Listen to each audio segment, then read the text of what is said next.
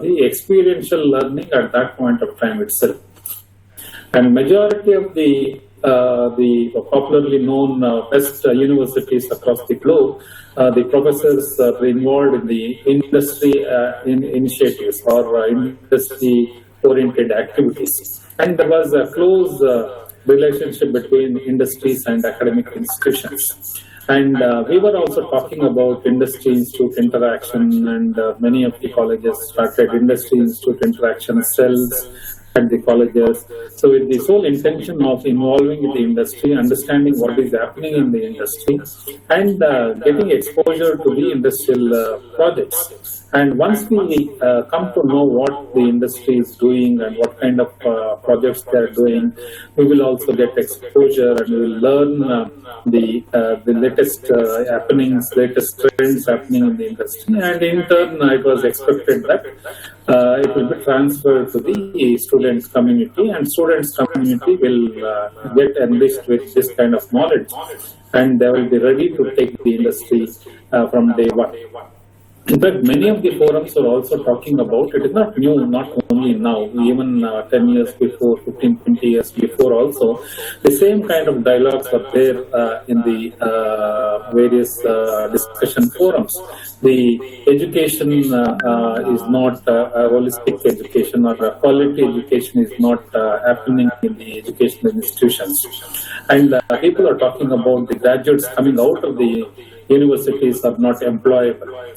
So the industry looks at the graduates they recruit to be efficient from day one.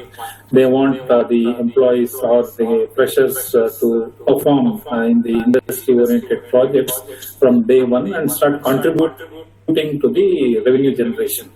So revenue generation is a part and parcel of all organizations, whether it is commercial organizations or any other organizations. There are a set of NGOs or educational institutions who are primarily, they are not towards revenue generation. They are towards giving education to the people. And all the industries, all the business organizations, they are focused to generate revenue from the organizations. That is their motto. So they expect that the graduates coming out of the universities should be generating the revenue from day one itself. Otherwise, they were used to think that they need to spend a lot of money on training the graduates to prepare them to work on the live projects. So that was the trend.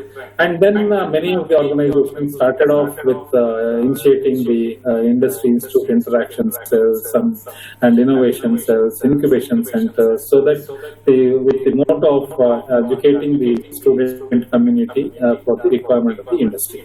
And people started talking about revising the curriculum based on the industry needs, and lot of discussions are happening over the organizations to revise the curriculum as and when required. And most of the board of studies and other bodies at the universities levels, they used to induct experts from the industry and change the curriculum as per the requirement of the industry.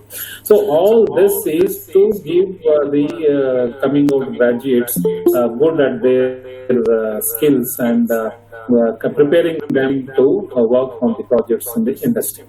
So in this process, many of the faculty were involved. Problems will be there in the industry. It may be any field. We have different professions in engineering itself. A lot of professions are there. There are multidisciplinary problems will be there. So for a small organization or an individual organization to get the solutions for various issues or problems they are facing may not be possible within among themselves. So they used to look towards the academic organizations where they will have multiple resources, multiple faculty members, experts in various fields to look for solutions from the academic organizations. So this was very clear and very well structured in the foreign universities from a long time. And the Indian universities also, some of the top universities, IITs and NITs and some other reputed private managed organizations also, this concept was there, and not in all the colleges. So over the years, this has been given a lot of focus, and the governing bodies like universities or the UGC, ASPT also give a lot of trust in faculty members and in allowing the faculty members to involve in the industrial consultancy and research activities. So this is because the training there are organizations and government-supported professional and non-professional bodies to train the faculty members, so that in turn they will train the student community. In fact, from 2000 onwards, this kind of activities were increased. So the industry also, in the Indian context, they were also not very focused and involved with the academia in giving the exposure, in giving the projects, in giving the consultancy works to the academic institutions. But from 2000 onwards, many of the organizations, the industries, they have come forward to train the institutions. There are many student and faculty-based programs. In fact, some of the earlier programs like Infosys Campus Connect, Wipro's Mission 10X, these kind of programs have been conceptualized to give the faculty the exposure for the industry. And they also started involving the faculty members in the consultancy activities of the organizations. And some of the colleges were also used to get project works from the organizations. Even the companies like IBM, they used to give a lot of consultancy work to the organizations or academic organizations, where the faculty used to give their expertise or solutions, the application-oriented solutions to some of the problems industry was facing. So this trend has developed, it has come a long way, and in the days to come, the focus will be much more. If you look at the National Education Policy, they recently announced NEP 2020, the internships and experiential learning is given a lot of focus and interest.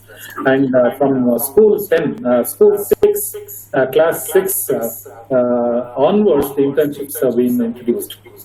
While we are struggling to give internship opportunities for the final year and pre-final year engineering graduates, and the NEP 2020 talks about giving internships from class 6. So you can imagine the kind of focus, the kind of importance the government is giving, the educational governing bodies are giving for this kind of thought process. So looking at all this, even in the year 2015, the union goals were announced for the sustainability development goals. So there are 17 sustainability development goals announced in 2015. Already 5 years have been crossed, and the progress in that is not much. And looking at the targets and objectives of the UNDP regarding achieving the sustainability development goals, all the 17 by the year 2030, there is a lot of trust given to the academic organizations, and the role of academic institutions in achieving these 17 sustainability goals is also greatly recognized by all the organizations throughout the globe. And if we need to achieve all these 17 sustainability development goals by 2030, then the academic institutions, especially the pillars of academic institutions, the faculty members should get trained, get acquired the skills required, and they should contribute for the achievement of these goals.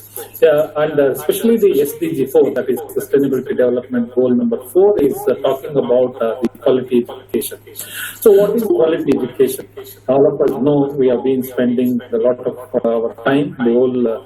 Many of us have spent almost 20 to 30 years in education. We have been imparting education in our own limited understanding, and as per the university's guidelines and the UGC AICTE guidelines based on the prescribed syllabus to the students. But if you look at SDG 4, the quality education from the Sustainability Development Goals, the objective is to make the graduate confident in handling the society, in handling his career, in handling himself, and contribute to the society's overall development. And partnering with the society, partnering with the profession, partnering with the organizations one involves, and contributing to the overall development and for the well-being of the nation and the country and the universe is the overall meaning of quality education. So in this direction, it is very important and very essential for all of us to understand the need for the skill development in giving quality education.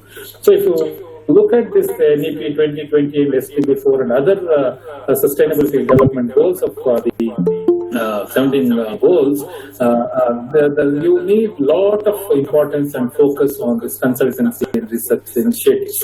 One needs to engage. So whether you talk about internships, whether you talk about experiential learning, whether you talk about internships to the students, all this needs the involvement of the faculty members in the industry. So in the form of consultancy or in the research activities. So looking at all these aspects, we can definitely understand the professional development of a faculty member will happen only when we involve in experiential learning, in involving ourselves with the industry. So listening to lectures, participating in workshops and webinars, attending workshops may not give complete the professional development for a faculty member. One needs to engage, one needs to involve himself in doing the consultancy and research. Then only we can learn. So experiential learning for students and experiential learning for the faculty. Experiential learning for the faculty will happen only when I involve myself in the day-to-day business initiatives of the industry. So, in other words, in simple terms, consultancy is nothing but giving solutions, giving application-oriented solutions to the problems that the industry is facing, the problems and the society is facing. So we have to be sensitive to the society, we have to be sensitive to the developments in the industry, and we have to provide our expertise in the form of solutions to these issues. Then only we will learn and we will also involve in contributing to the quality education system. So what kind of consultancy services each one of us can give? So for this, it needs understanding or making the understanding of the strengths of the individuals. What we call it, strengths and weaknesses of an individual, weaknesses of an organization. So in each individual should spend time and understand what is he good at, what are his competencies, what are his expertise. Similarly, at the organization level, at the department level, we have to consolidate the strengths of the department, consolidate the strength of the faculty, and in turn an organization. What are the strengths of the organization? So looking at all this, then we will be able to offer our services to the industry and seek consultancies from the industry or from the society or from any organization. So we should be giving solutions to the problems, we should be giving solutions to the improved efficiency of the organizations, we should be giving solutions to the growth and development of the organizations. And it can be in anything. It can be theoretical advice, it can be analytical studies, it can be case studies based on the issues the organization is facing, or it can be a design-oriented solutions. Especially in civil engineering, there are a lot of, since I am also representing the Association of Consulting Civil Engineers as the national president, where we have across the country, we have various centers and so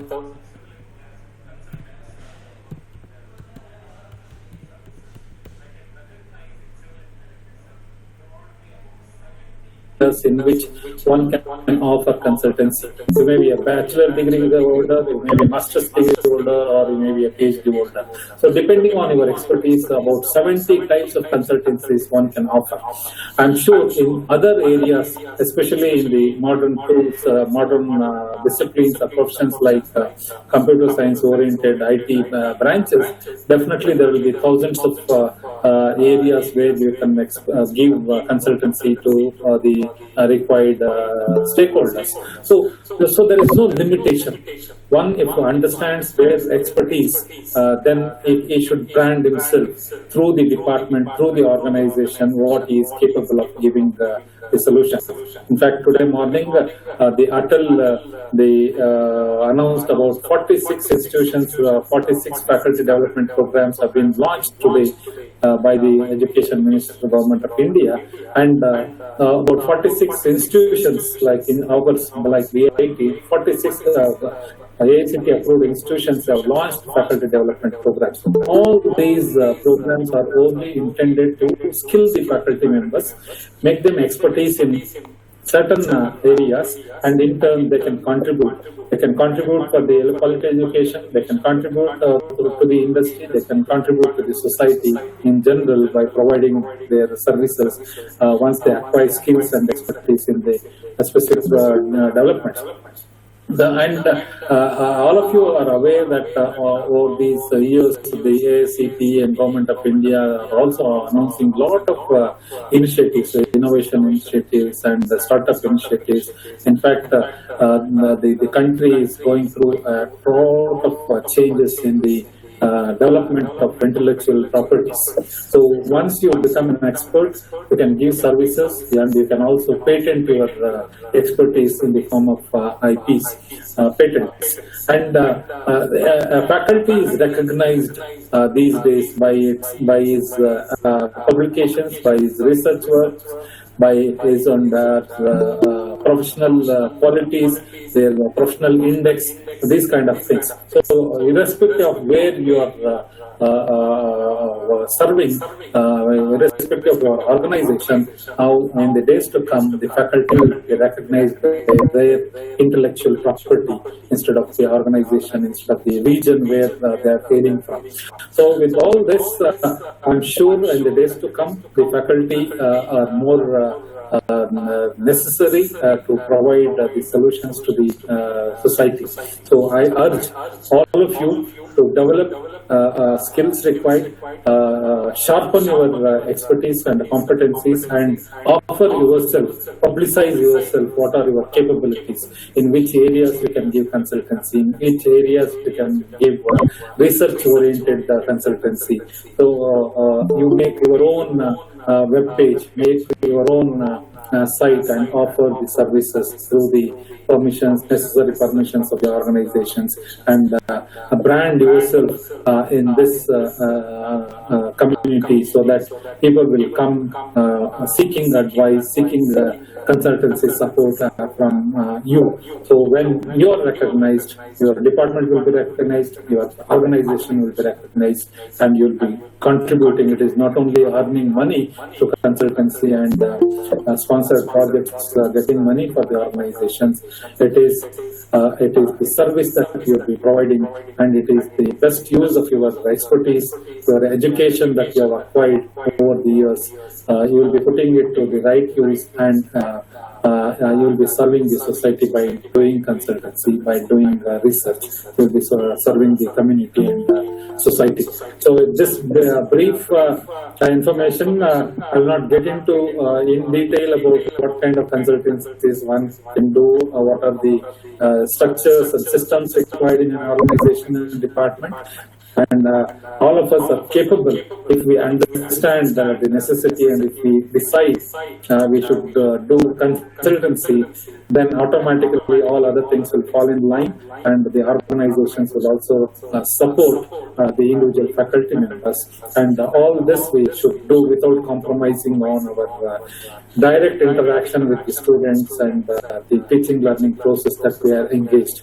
So the primary objective is to give experiential learning, through consultancy and development, and we should also do justice for the organization and departments. So it is an additional responsibility to do the consultancy. So our primary focus is our teaching learning process, and to supplement that, we need to involve in the consultancy and research work. So when you blend both, when you balance both, then automatically the efficiency of faculty member will improve, and people will looking forward to interact with such faculty members, and definitely in the future, since it is open because of this COVID-19, the opportunities are opening up, and the mediums are opening up. It is not necessary that physically we need to move. You can offer consultancy, you can offer services without physically traveling from place to place, and through online platforms. And I wish all the participants a grand success for this program, and definitely you will learn and you will be motivated, and this program will catalyze each of you to start rendering consultancy services and research services to the community. And I'm sure if you decide by the end of this program, if you decide after 5 days, I think 50% of the job is done, then start planning your time, and efficiency will definitely improve. And I'm sure in the days to come, you will engage yourself in giving the consultancy to the required stakeholders. Thank you very much, Professor Nagaraj, for your initiative, and I wish all the participants all the best, and all the committee members of ICRC, BIP, for the efforts taken, and over to you. Thanks for the time. So thank you very much, Professor. It was a very nice inaugural address, wherein you stress the need of consultancy, quality education, revenue generation, and contribution of the faculty to the industry, and various industry attempts made to train the faculty, and the involvement of industrial experts in improving faculty skills, and involvement of faculty in consultancy work, not just listening to the talks. It was very nice. And also the types of consultancy in various fields. It was multidimensional benefits to the industry and the society have been explained very well, and we are all thankful for your wonderful inaugural address, sir. Thank you very much. On this occasion, I also thank our management and heads of the departments of BIT and faculty of BIT and resource persons who have agreed to provide technical talks in the various fields of engineering. I will also thank them for their time, valuable time they have given us for the making this program successful. I also thank the CDC committee members, Dr. Kempanna of Computer Science, Dr. Rajeshwari of Telecommunication, Professor Krishna of Electronics, Professor Smita of Electrical Department, and Dr. Jagannath Reddy of Civil, Professor Nitishri of Instrumentation Technology, and Professor Mohan of Information Science and Engineering, Professor Sweta of Master of Computer Applications, and Dr. Redappa of Mechanical Department. They all contributed in various activities of this webinar arrangement. I will thank all of them, and particularly today's participants for this program from the various states of India. They have registered for this program, and I thank all the participants and wish them that they will have a good time in all these 5 days technical talk. I thank all of them once again. And now after the inauguration, we will have a first talk of the session. Before that, I would like to give you some guidelines. So first is, we will be using the Meet platform for giving the talks on this webinar, and some of the talks have been scheduled in the morning, like on Tuesday, Prabhudeva who is going to talk on digital consultancy and opportunities. He will be giving a talk between 10 to 12 noon. And Dr. Subramani, who is the principal of RV College, will be giving a talk from 11 to 1 p.m. on Thursday. And all other talks will be in the afternoon. And I will be sending you the details every evening.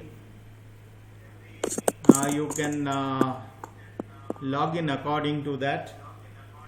As soon as you log in, please switch off your mic and cameras, because it is going to take a lot of bandwidth in between. And you can raise questions for a particular session through the chat by typing the chat. And at the end, you can also use mic to ask questions. And you can type your questions in the chat. That will be read out to the speaker, and they will answer your queries. And any problems you face in joining the session, you can please inform us. We'll take care of it to see that you are comfortable. Even suggestions also can be sent to the mail, through the mail or through the WhatsApp group we have created. You can even send them on these and get it clarified. And some of the participants who have registered have not joined the group. I request all the participants to join the group, so that giving information to you becomes easier. So with these guidelines, I will now hand over a session to Dr. Kempanna of Computer Science to introduce today's speaker. So over to Kempanna. Thank you, sir. Thank you, sir. Good afternoon, one and all present here. We gathered here for the faculty development program on trends and opportunities and consultancies management for 5 days. Now, it gives me immense pleasure to extend to warm welcome Dr. Debabrata Samanta on behalf of BIT. Now I give some details about Dr. Debabrata Samanta.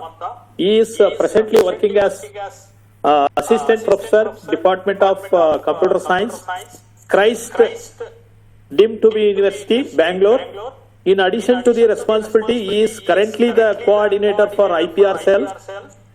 He obtained his BSc Physics Honours from Calcutta University. He obtained the MCA from Academy of Technology under WBUT, West Bengal. He obtained PhD in Computer Science and Engineering, National Institute of Technology, Durgapur, in the area of SAR image processing. He is keenly interested in interdisciplinary research and development, and has experience spanning fields of SAR image analysis, video surveillance, and heuristic algorithm for image classification, deep learning, and framework for detection and classification, blockchain, statistical modeling, wireless ADAC networks, and natural language processing. He successfully completed 5 consultancy projects. He has received funding under international travel support scheme in 2019 for attending conference in Thailand, and he has received travel grant for speaker in conference and a seminar for 2 years from July 2019. He is the owner of 17 Indian patents. He has authored and co-authored over 134 research papers in international journal like SCI, ESCI and Scopus Index.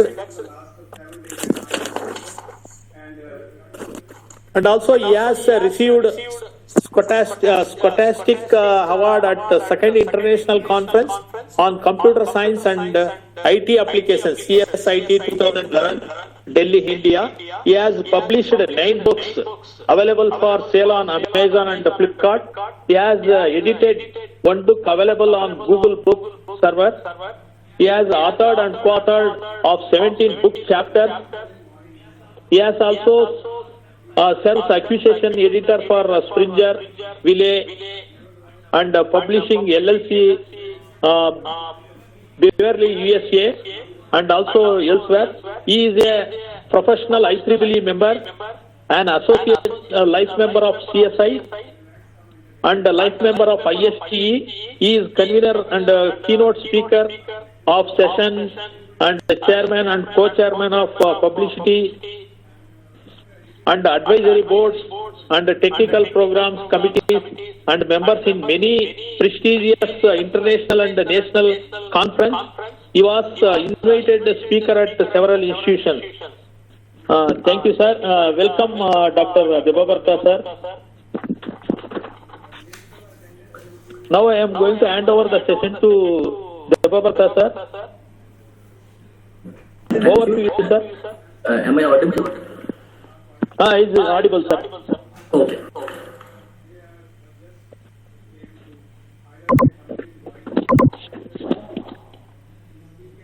Just give me a few seconds. I just share my PPT.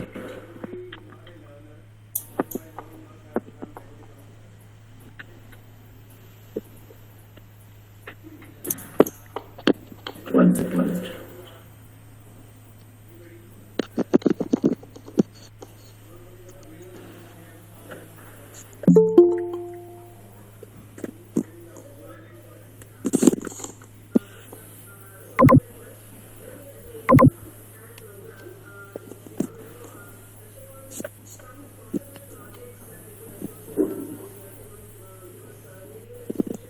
Now it is visible. Can I respond anyone? Sir, not visible, sir.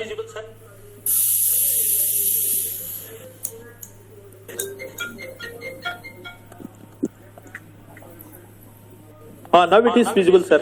Okay. Yeah, I'll take a minute to thank Dr. Debabrata Samanta for accepting to be with us and sharing your experiences.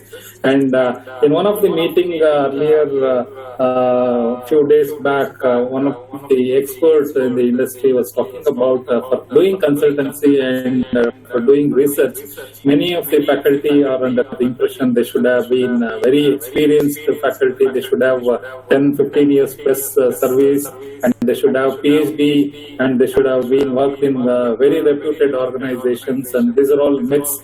And anybody who is interested to contribute expertise in any of the subject will be able to give consultancy services and also involve in the research activities. So there is no need for a PhD degree or to get a tag of a very reputed national organization to do these kind of activities. So with this, I thank once again Dr. Debabrata Samanta for accepting to be with us and sharing these experiences on the concerned field. Thank you, sir. Thank you very much. Thank you for giving nice introductions. Today, basically, I want to project the few basic things of consultant project, because we know that anybody can do anything if they can think. So that is the main motto of today's presentations. Every faculty, among students also, they have a lot of creativity, knowledge, idea, but we need a proper platform where they can explore. So today basically I want to present the first projected on what you mean by consultancy project, the different type of consulting projects are available, and sales structure, because if we know that if playground is there, so we can play. So sales structure is most important. Every institution, if they have the platform of that particular consultancy sales structure, so anyone can explore their idea and they can bring lot.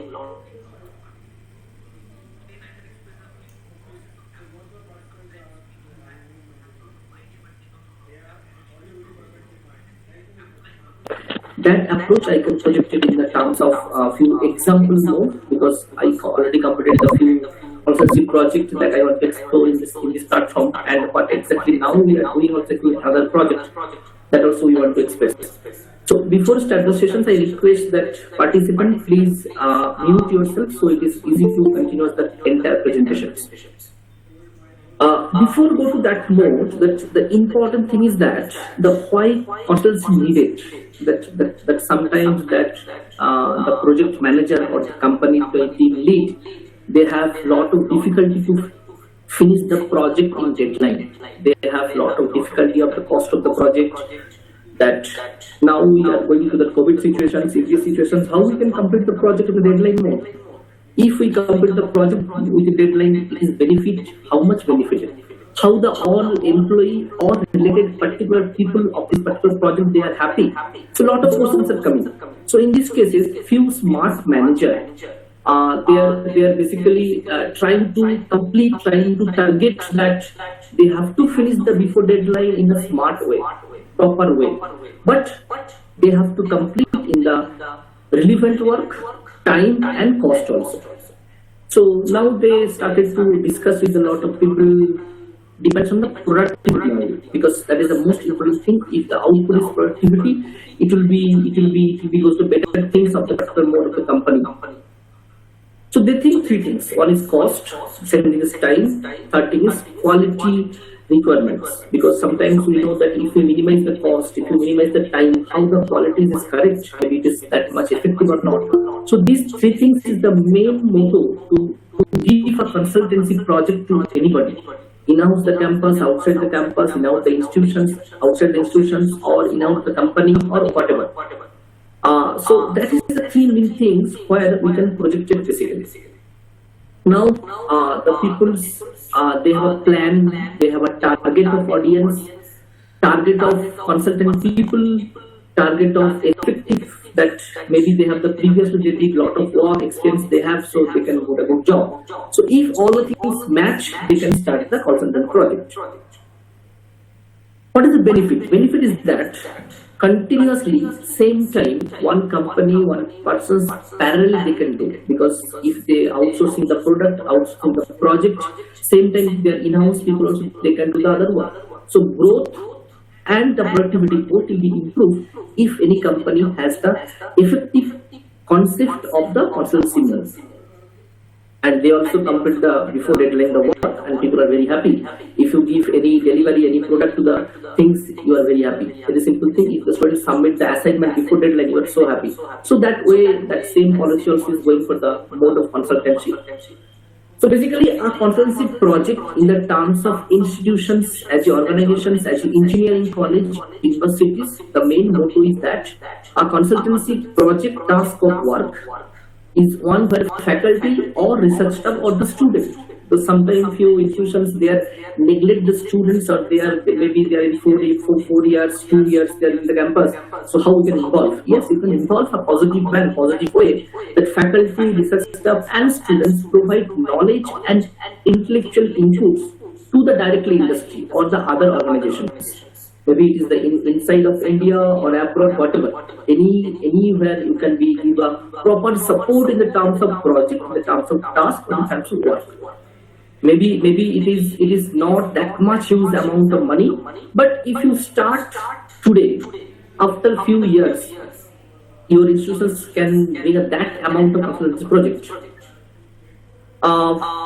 The main target of the institution is important is encouragement, because when one faculty they have every day more than 8 hours workload. After that, how they can involve yourself in the terms of consultancy project.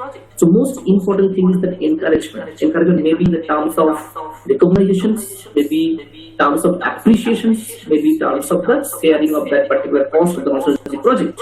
So in this way, the institutions encourage its faculty to undertake the consultancy project through which the faculty contributes towards. Maybe it is international growth, strength of the industry management, and yourself also. Sometimes we can know that few consultancy projects only for publication based. So you can include your own publications also in terms of that part.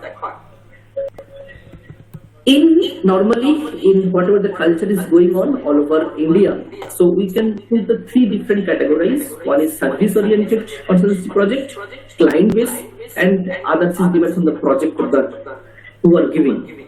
So first service based you can divide two parts. One is testing, one is consultancy.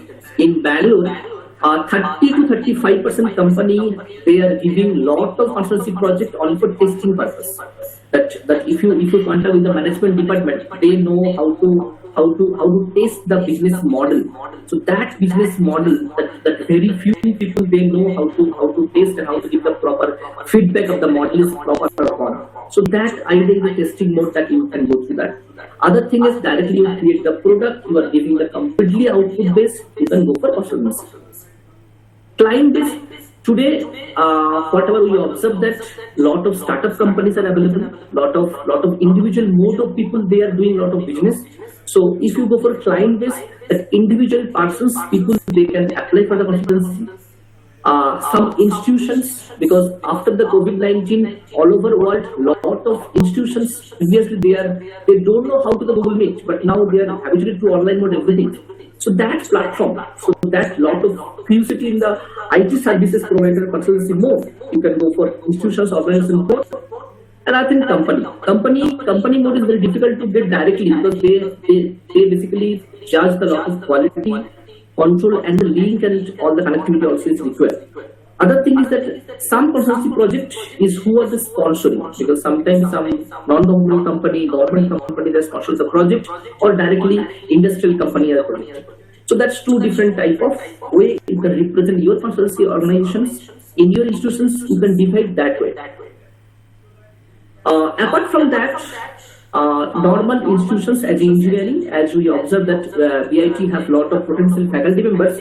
So today morning also I observed there was all the faculty members profile. So there we selected few topics you can explore your idea. If anyone very effective in the terms of analytical studies, if you know the SPSS tools, if you know that that proper statistical modeling tools, you can express your expertise in the terms of analytical studies. Non-technical department, the important roles of the research is both the case study basis, because if you go for the MBA in the HR, MBA in the marketing, so they have very strong department in the terms of the case study, so that you can explore your consultancy model. Apart from that, directly go for engineering streams like designing, development, applications, recruitment, entrance, examinations. Also now few colleges in my institutions already started that IPS, IAS, GATE, NET exams, consultancy concept. Some testing industry that we know that all are going through automation testing, but few industry of directly testings they are giving a few projects with consultancy concept because it's a huge time and money is required. So they are sending the few concepts in the terms of that modeling. Apart from that already institutions are told that civil engineering have lot of ideas, so that also you can explore in the terms of design or drawing part.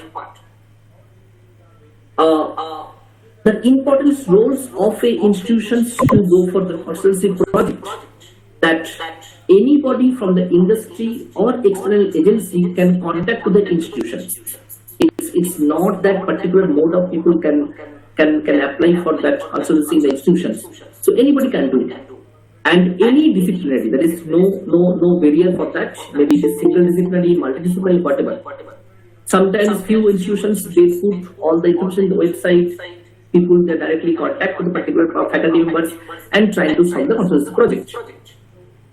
Directly contact with the known faculty also applicable, also the most important, because who are completing the project, the particular faculty, particular PI, particular co-PI. So that is the most important. So you have to explore that particular faculty quality in the college website or whatever. So then people will come to you to complete the consultancy project. Sometimes that some specializations may be barrier for the consultancy project, but if you're a good team, you can solve whatever you want. And sometimes you can put a different mode of that dean of that R&D in the part of the consultancy project cell head. So in this way you can explore. Because explore is the most important to give the information. Yes, we can do, please send the problem to us. Then only it is possible to get the proper consultancy project. Sorry. The important thing is that the cost, because any faculty after 8 hours, why he will do this one? It's not easy to complete a proper project. So you have to give the proper plan. That obviously college or institution is a good platform. So you have to take a overhead percentage, depends on your institution policy. Maybe 50%, 20%, 30%, whatever you have. Apart from that, you have a proper rule or proper process or proper structure is required in the cost of the consultancy project. Because when company or outside people they are approaching to you, why they're approaching? Obviously, they minimize the cost. But if you do any project that minimizations, what is the benefit for you? It is effective for that. So that all calculations you have to do the proper way. Maybe it is part of the PI, OPI, traveling, equipments, manpower, students, external support, all the things you have to properly think, manage, structure, then you can apply for that consultancy project in the terms of the cost. And we observe that this is the most important role, crucial roles to complete the MOU of this particular mode of consultancy project. Next is MOU. That is the important thing, because sometimes we have no idea how many days faculty should be there. So you have to do a proper MOU with the client and the institutions. Maybe it is individual mode, maybe it is institution mode, or it is company mode. So there are a few points and there are the few points I'm projected here. One thing is that reference to the proposed consultancy and identify the particular terms of the PI, it should be mentioned in the MOU. That's the most important thing. Sometimes we mention the department name, we mention the domain of the project, but we are not mentioning the PI. It's the most important crucial part of the MOU. Next is the time frame. What is the exactly charge of the consultancy? If it is 20,000, so now India is a different mode, 20,000 plus GST, 18%. So that all the calculations should be proper manner. After that, responsibility. Who is the responsibility? If faculty leave the college, if client does not submit the entire money, how you can complete the project? Who is the responsibility? That all the information you have to manage properly. Sometimes few work is very strong, so then IPR concept is coming. If it is go for the patent part, if you go for the publication part, I completed a few projects that one company they told you can apply for patent both collaborations, institutions and the percentage 50% sharing that mode. So that way also you can plan for that way if it is effective product can outcome of this particular consultancy project. Next part is that how you can explore the MOU in the terms of only profitable purpose of the institutions. That also you have to think when you generate the MOU concept. As a normal structure of the consultancy of any institutions, minimum this number of forms are required. So that means it's effective to go up proper structures, proper manner before you start the consultancy project in institutions. You can understand this is the very few things where you can explore the particular collecting the information, start the project in a proper manner. In this way, you can create a proper form, proper infrastructures, proper sale of consultancy sales. So then you can start the apply. When you have the all set of automatically reverse process, company will contact to the institutions. Company will contact to the particular persons, particular faculty member. They will apply to solve the problems in their current situation. You could have asked me. I request the participant please mute. Thank you. This is the basic things.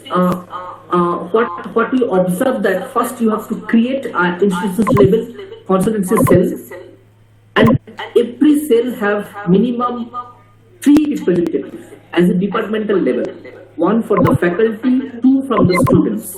Because sometimes we know that students are much active in social media. So a lot of problems, real life situations may be effective if our collection from students is more. So for that reasons, always we prefer when you create an infrastructure, a cell for this process, you create the member of students and the faculty. So in this department level, so if you have that 8 or 7 department, so that means the member of the consultancy cell, that means 8 into 3, 24 people. So if they spend every day 10 minutes in the social media, lot of problems they can gather. So this way you can collect all the informations to construct your consultancy cell. And these 3 things should be represented before you launch your cell. That is, all the faculty members, department wise, and what exactly the domain of the research. Because if you don't know the IC research, if you know have about the blockchain research, so nobody will give you the blockchain type of product. So that means you have to represent all the information in the college website in the proper manner, represented all the things, faculty details, contact number, information, email ID, with the domain of expertise, domain of risk, the important things. Very simple thing, if I don't know who you are, what is your expertise, why I should give the consultancy project. So this is the most important as an institution level, give proper representative in their website. The requirements before you start the consultancy project, the first thing is that the knowledge and the good experience in the area of expertise. We know that faculty have a huge workload of the academicians, class hours, evaluations, assignment, lab work, MBA work, a lot of things is there. But few faculty, they can explore their knowledge, extra interest in the terms of consultancy project. Maybe it's not that always the benefit of the money. Sometimes it's benefit of the unique recommendations. Very common example that in your department have 20-25 faculty members. They can fight each other regarding that subject allocations. Which class they are going for the first application space, who are senior faculty, junior faculty. But nobody will fight with your knowledge. Nobody will fight with for your expertise of your particular domain. So it's very easy to explore without any competitor. You can explore your depth of knowledge in the terms of consultancy project. The requirement is also important in the large number of contacts, because without known persons, the very less company people, they will give you the trust of huge number of projects. A company project going to the outside the company, that means there are a lot of trust, lot of security issues, and lot of cost of the product also is important, because that tender is different process. So large number of contacts in your field, industry, so that you can increase your business terms of consultancy project. Willingness, that I told you already, that every people have the n number of workload. So apart from that, if you want, then only you can do. Otherwise, it's not possible to complete any project. Maybe you have that n number of knowledge, but if you're not interested, so company will not approach you to solve any type of problems. So willingness is the another important role to complete a consultancy mode of the project. Next thing is that always you try to collect the feedback. The very simple thing, I think all of faculty members, you have that LinkedIn account. So in this LinkedIn account, you just think that how many your students, how many colleagues, how many senior HOD or principal, they will recommend you. They will give the comment of your activity, of your research. If anything is there, so that feedback is easy to explore your consultancy project getting. Can I repeat? If you have LinkedIn account, so how many your students, how many your faculty members, how many senior HODs, principals, they are giving you recommendations about your research domain, about your expertise. So that feedback is more important to explore yourself to get a better consultancy project from that known persons and the unknown persons also. Sometimes some institutions they are investing some lab, some infrastructure, some money to start alternative project. But at the starting level, that any institutions have the same type of motto why we should invest. So first you bring some money, first you bring some alternative project, then we can give some investment. So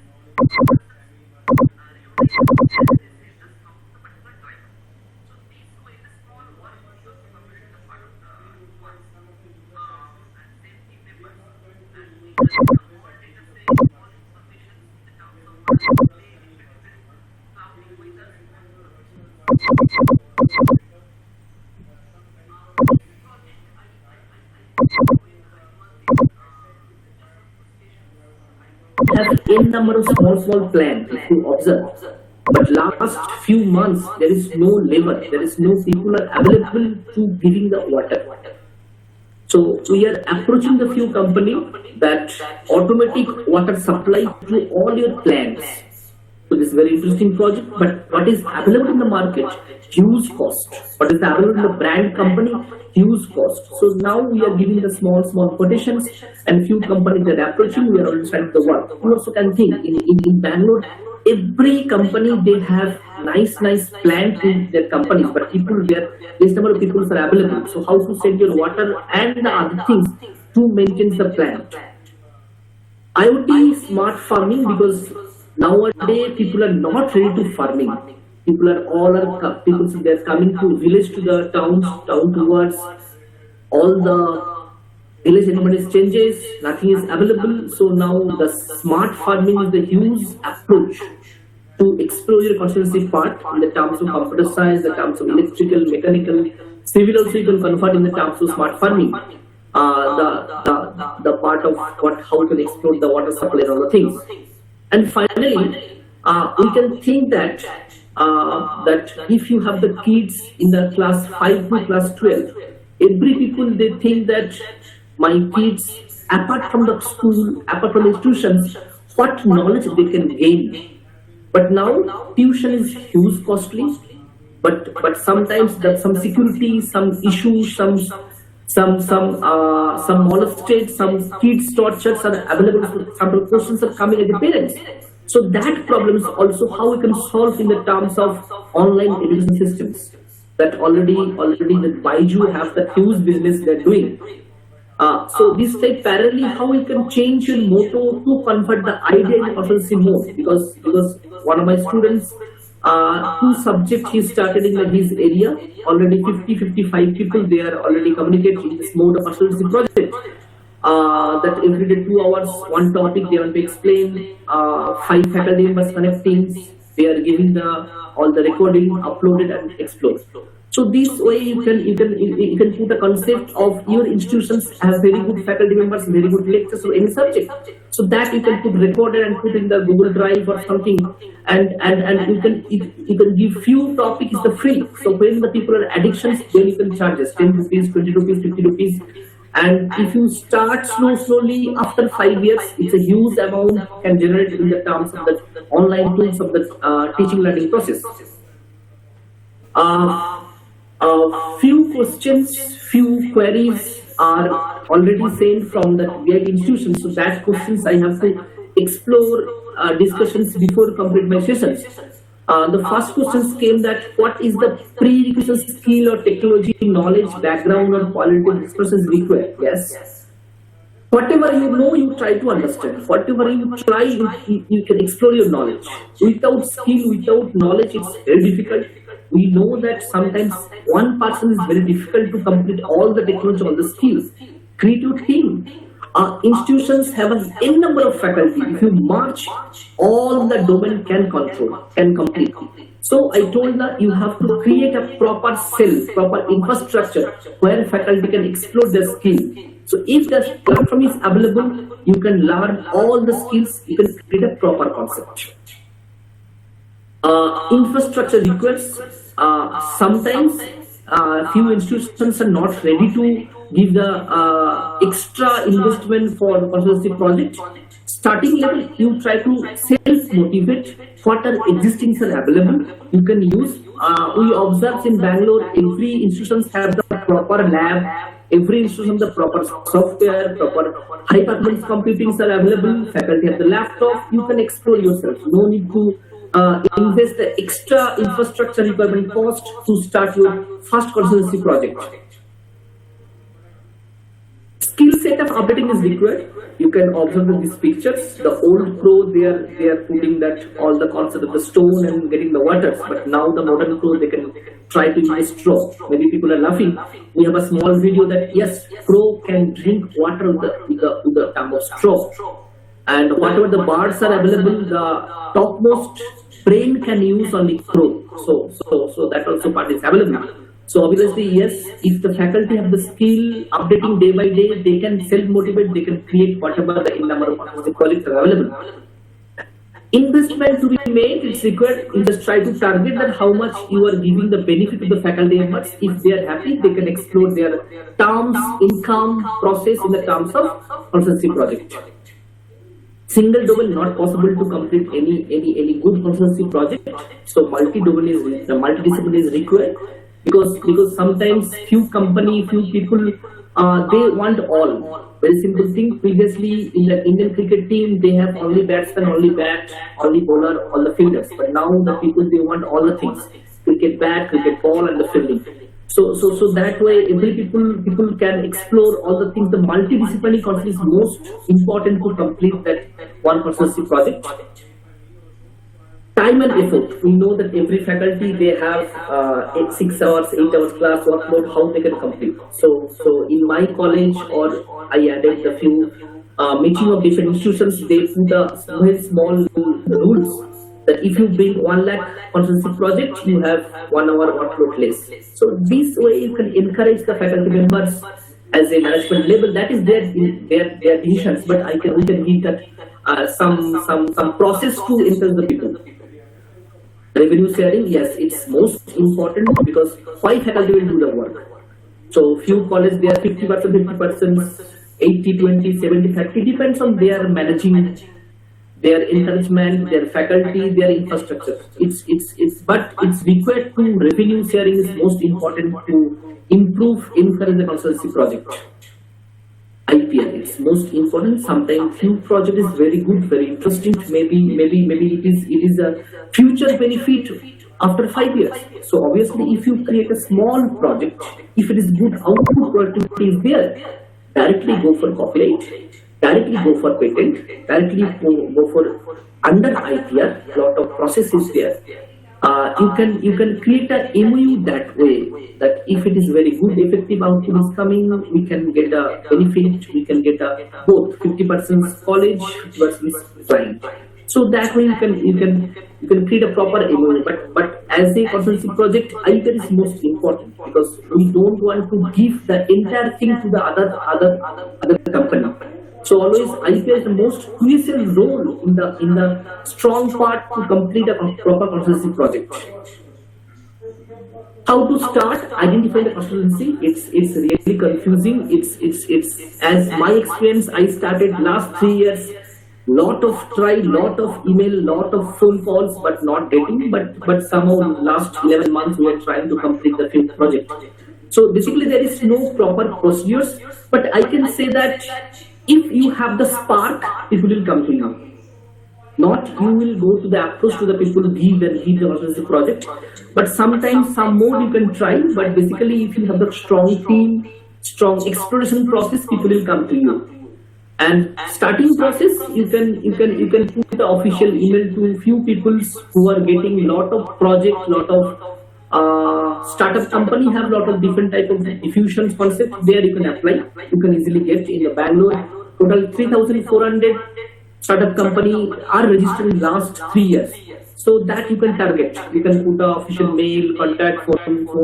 So what you are doing, that less cost, we can do the same project. You try to give the few part of your project to completion. That way also you can approach. There is no proper procedure to apply the consultancy, but you have to create a proper college letterhead one application form. Through the college letterhead, through the institutions you have to approach. Because always I will be, but we face the problems if we apply for individual mode, it's not the proper benefit for the institutions level. Always your application process, it should be the college letterhead and give the proper application process to the research team, to the principal you have to apply. So then it should the weightage of the application forms, so then they will reply. Today morning, just I observed that few area of the consultancy project that really, when you wake up from the bed and go to the bed, these 24 hours durations, n number of problems are there. N number of topics are available to there is answers that you can understand that last 11 months, more than 3 lakhs research papers are available regarding the COVID-19, but where is the solutions? N number of IEEE transactions, N number of SCI papers, N number of scopers are available. But what are the solutions? We are staying in the home now also. So if you have that type of thinking mentality, obviously you can convert your that problems as a consultancy project. Few topics that is projected. Sometimes we can think that when you observe that any YouTube video, how it is video buffering concept are working. So that small part also you can think as a big process of income. So that you think it is easily you can motivate of the terms of few ideas. Don't think that you should approach to the industry. I am not telling because industry has a different policy, different structure, different concept of the terms of the consultancy project. But reverse is possible. If you have the quality, with the spark, company will email you. Last few months in my college, a few faculty members were getting the mail that we are inviting you to attend our advisory committee member board of this particular project. So this when you getting the official invitations mail, then you can understand. If you give some idea of that meeting, obviously you can bring a good project. So I believe that reverse is the best process. Companies should approach to you. Sometimes some college and institutions have initiative. It's required to take the initiative in different process. One is they have to create a proper policy or a proper structure of that consultancy project or consultancy cell or consultancy department. It should require to encourage the people. Every faculty has any number of quality, but it's required to recognitions, appreciations, and encouragement. So if you have that type of policies, easily you can create a good environment of consultancy project. Before I go to the next part, just one small video that because we know that as all the lectures or the studies or the process is not easy to explore. That this part is quite is challenges. What is the most difficulty to create a consultancy part in Bangalore? Because I am working in the Bangalore environment. What is the main motto of this particular project, particular talk? So just one small video is observes. Just audience response. It is visible in my video. Anyone, please? Yes, it's visible. Okay. This is a one small project regarding that robot can deliver the food product. Because we know that sometimes some difficulties there, some problems to giving the huge number of salary to the delivery boy. But this is the one project in foreign environment. They are creating. This is one of my students is the part of this particular project as an entrance. they created this idea in the terms of robo car delivery, and it's very interesting. And it's already 7 cities they are already launching this particular mode of that food delivery, some small product delivery in the terms of robo. And it's locking password is there that people will not collecting that all the things without that password. So it's very difficult to think is that. So it's very interesting. Basically, this project they started as a school level project on institutions. Then they converted this project as a consultancy. Now this company they are collecting the tender from 35 different big restaurants. So that restaurant they are giving all the information in the terms of this consultancy project.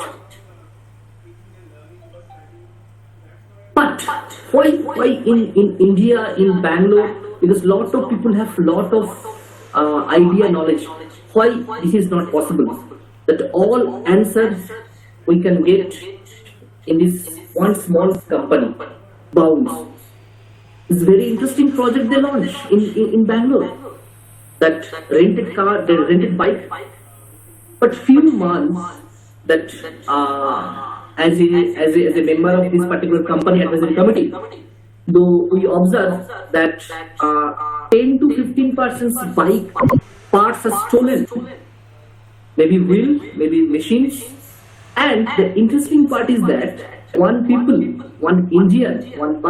can purchase 1 lakh rupees of bike, but he can stolen a Bounce helmet. So the mentality is the big challenge to create a proper infrastructures and the situations in the terms of consultancy project. Before I go to the conclude my sessions, so I expect the few questions from the audience, few common discussions, few query answers, then I can go for the next sessions.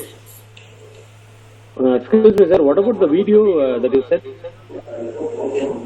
That video is one company which is started that robot concept of sending the food or small item in a small city.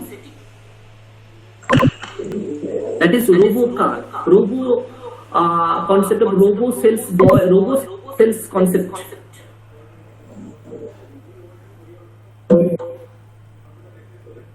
So any questions if you have, please feel free to ask me. I can go for the few discussions. Then I can the mode of in the terms of conclude the next sessions. So I expect a few questions query from the audience. So it's easy for me to understand your situations and in part. So I can go for the next model. Sir, I have a question. Yes. So the consultancy, whatever domain that we are currently in, we have been working in the infrastructure or in a bigger organizations where part of the work has been given to us or a specific scope of work is given to us. Okay, we are capable of doing that. But when it comes to the question of just capitalizing on only the knowledge. Okay, the one that you termed as consultancy. Okay, how to manage the end-to-end expectations of the client. That is first thing. Second thing is, how do I go and market myself that okay, I am capable of doing this. Good, very good. First question is that basically what I observe as a Indian educations or Indian institutions structures. I joined a new college, a new institutions. My first motto is that I want to stay more than 4 or 5 years in the particular institutions. So I don't want to give a challenge role apart from the teaching. As the first problems, the first mentality problems. So if you have that idea how to explore yourself, no need to think that you cannot do. First you try it, start your work. Maybe first time maybe you fail to complete the entire project, but you understand why it is failed. Second thing is that explore yourself. There is no process. There is no idea. There is self motivation, self explore. There is no process. No rules are there. The only one statement that if you have the spark, people will come to you. Very simple thing. If you can observe that a flower have a very good smell, so that bee will come maybe 1 day, 2 days, tomorrow, after 10 days, but one day will come. But if you think that without any smell that bee will come, it's not possible. So don't spend your time to explore yourself in the terms of that I have a quality company. Don't know, no need. If you have the explorations, company will come to you. One by one project will come to you. One by one problems will come to you. Very simple thing. If you publish a good paper, put a LinkedIn. Within 24 hours, because LinkedIn have the different type of environment where the company will always observe. They will put an official mail. How you complete this project? Can you explore with me? So this is the very easiest way. So that is the only one answer, that if you have that potential, so it will come to you. No need to go and say that yes, I know, I did, I completed. No need to do this one. Any other questions? Yes, any query? Sir, there is one query. Yes, I can yes, read it sir. out. It says how to increase the visibility of your work and profile among industries and others.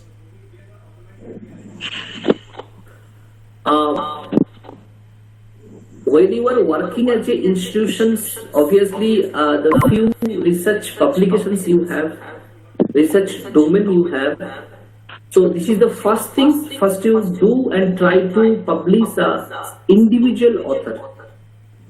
Maybe it is Scopus, SCI, ESCI, all the things. So when you can publish yearly one individual author publications in a SCI level, I think after that you can understand your answers, how to explore yourself. When you put this paper link in the LinkedIn, people will call you, people will connect it with you. So easiest way to explore your knowledge, publish one SCI paper, one single author, individual mode. Then only it is possible to understand your capability, then you can understand your idea to can complete or not.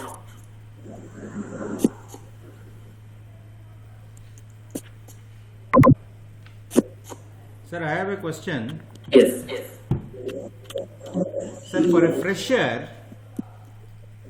what is the roadmap you suggest for going to the consultancy, sir? First 1 year, improve your any skill. Maybe it is programming language, maybe it is hardware, maybe it is network, whatever you do. What is your choice?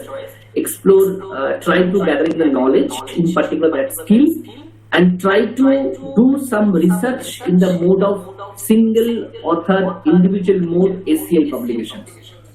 So that is the easiest way to understand what people they want and why they will communicate as a consultancy project.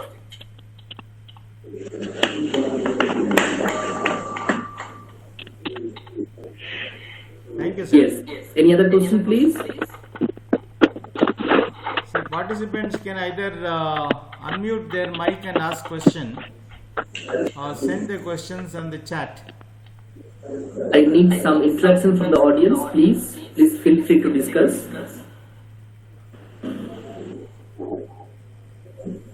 Any query from your side?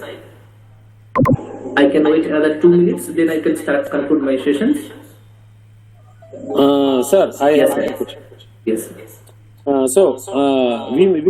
are two ways of looking at it. One is looking at the problems around us and how to capitalize that as maybe productize it or come out with a solution which can be used by all. That's looking at other problems.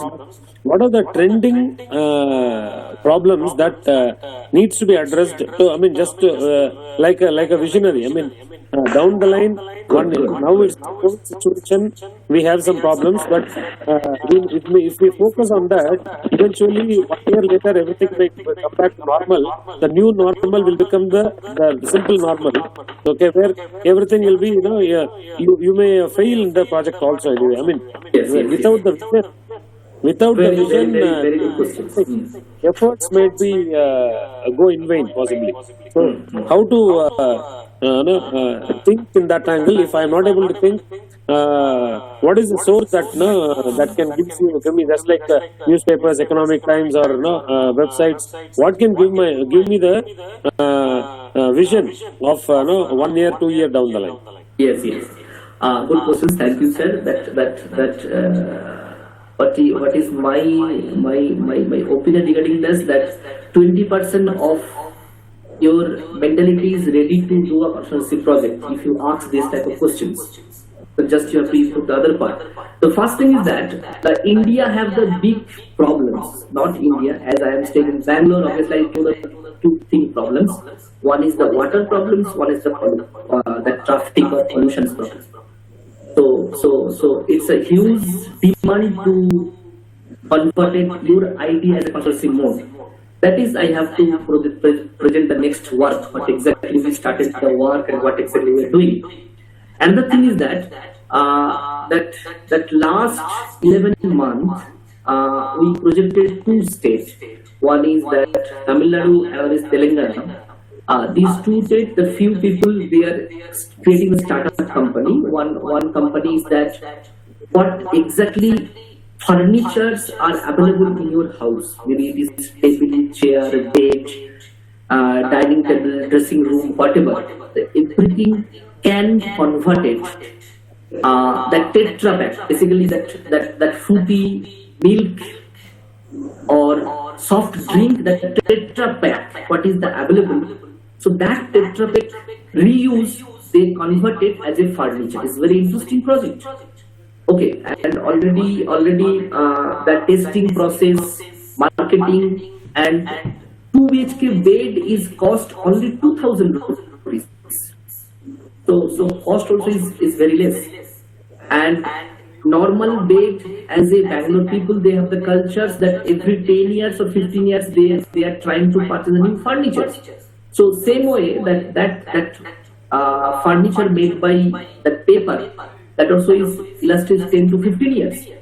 So this is a very interesting idea, startup company, that initiative start by one school students. Then that same company, they have the college, so in the college campus they started the company. This is the one example. Second thing is that in Bangalore, lot of street food is there, lot of famous street food. I also like the street food. Sometimes it's not good for health, but street food, that most of the street food they are using the plastic spoon. So it's not good for your health and nature also. So on the startup company, they started, the spoon is created by wheat. That eatable spoon is very interesting project, interesting idea, and the spoon cost it 1 rupee only. The plastic spoon and that spoon is not that much difference, and that is eatable. When you take a food with that particular spoon, you can taste the wheat, taste the flavor of that. So that's a very interesting idea, interesting concept. What is the benefit? Benefit is that plastic is minimized using, and your health also is improved. And what is the wasted part of wheat? So that they are converted into spoon, recycling. It's a very interesting project that we can think, because I think in Karnataka have that ragi product. Lot of labels are available that you can convert it in the terms of that way. Another thing is that what exactly we are using 5 years in a normal life, so that we can reuse. So that reuse also is important, a good consultancy project. Why I am saying that? Because in my institutions we are planning to convert that old desktop, because Karnataka have 30% school, they have old desktop. So we are trying to replace that old desktop to new desktop or new laptop mode. So that big monitors, we are converting small monitors. In the big monitors we have that lot of good productivity. 35 old monitor can extract 1 gram of gold.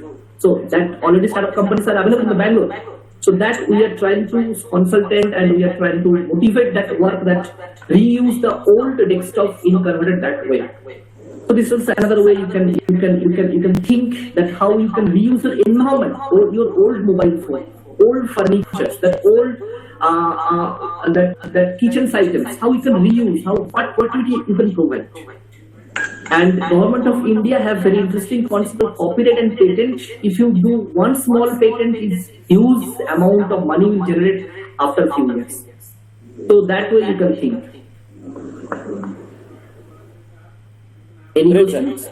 Any query from your side?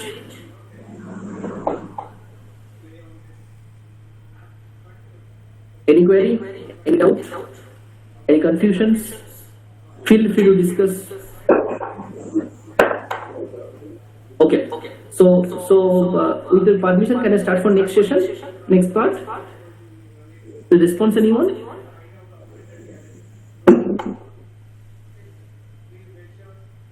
Am I audible? My PPT is visible? Yes, sir. Okay, thank you. This is the one small work me and my team, my students team started in my area. I am staying in Kumaraswamy Leo. One day night I observed that my bathroom water is dropping one by one, and early morning it's more than one bucket water is clear that wastage. So this idea we converted as a different type of project that we are not saying was as the project. Basically, this is a one work. What we started the concept of that every day, half an hour, not more than that, half an hour. Maybe in my next building, maybe my 92 cross 35 buildings are there. That evening that we have to visit that particular house, how are you? Or uncle Enu Samachara. After that we can observe that if any water is in case is there, we are giving their new tap that 100 rupees cost, 150 rupees cost. If you bring one plumber and do it, is more than 300 costs in Bangalore situations. It's too costly. So people maybe that reason, so maybe they are not calling the plumber to complete this one. So we started 2 years before this particular idea, and last 2 years we completed more than 3,000 houses all over Bangalore with my team, with my students. We replaced the small water tank, water pump, this mode, and we trying to protect the water. This mentality we started 2 years before. Last 7 months before, one of my friends' company, they received a huge product of the idea with two different multi-storage buildings that automatic water leakage detection software. So now we are working in this particular project. It's a very interesting project. Just to imagine, in a normal 10 storage building, 2 BHK, every floor 3 rooms are there. So how many water supply tap are available? And if 1% of water leakage are there, so how much water is every day wasted? So this thinking, that thoughtness, we started 2 years before in different way, just helping the mind. But now we are converted that idea in a company-based, startup-based. One of my friends' company, they are doing this one, and hope that our targeted within a 1 year we can because this is not a one-day project. Very simple thing, that CCTV camera project protections, that entire lifestyle, it will be continuous. The idea that this TV, television, the internet service is entire life. If you are 60 years staying in the world, 60 years dependence on particular mode. So if you start this type of consultancy project, it's continuously growing up. The number of clients will increase, it's not decrease, because every people directly depends on the water. And if you give the positiveness and that way, that how you can protect how much of water, So it's a very interesting idea to protect that water supply concept. That automatically water leakage detection software is very interesting project. A small 10 to 15 hours of work to complete a small part of that implementation part. So that way we started and we already explored. And I think now it's time to conclude the sessions. If any query, you can ask me the questions. And finally, thank you the BIT to invite me to give a platform to explore in the mode of knowledge the consultancy project. Feel free to discuss with me or any query. If you not possible to now, you can put an email to me. We will reply to you. And thank you all. I can expect inquiry from the audience.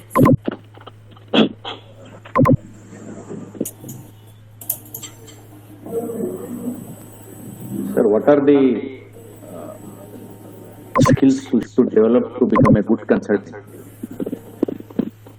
Basically, there is no rules that particular this skill is required. So, as a computer science, I start to implementation in the mode of because my research domain is image processing. So, first I start in the image processing domain how much I can explore. So then I discuss the few farming people that what exactly problems you are facing. So how that problems I link with the image processing part. And then unfortunately I apply that a number of people, they are rejected, they are not responding, but somehow we communicate with a few industry people, non-government organizations, not government organizations. We sending our research paper, we explorations, output and the cost. We started the first project with 25,000 only. So every people are laughing. So that's important. The first project should be that cost that not your loss, not company will be lost. So that two things. One is whatever your skill you can explore and try to complete your few projects with minimum cost, not that much benefit level. So if you try to start your consultancy project one by one, it will become.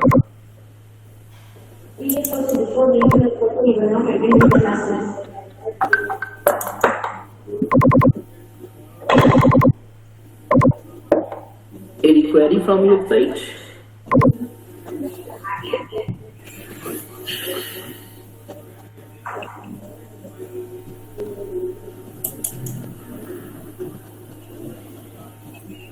So then we started the I only tell that we have already. Any doubt? Any confusions? Any query can put in the chat box.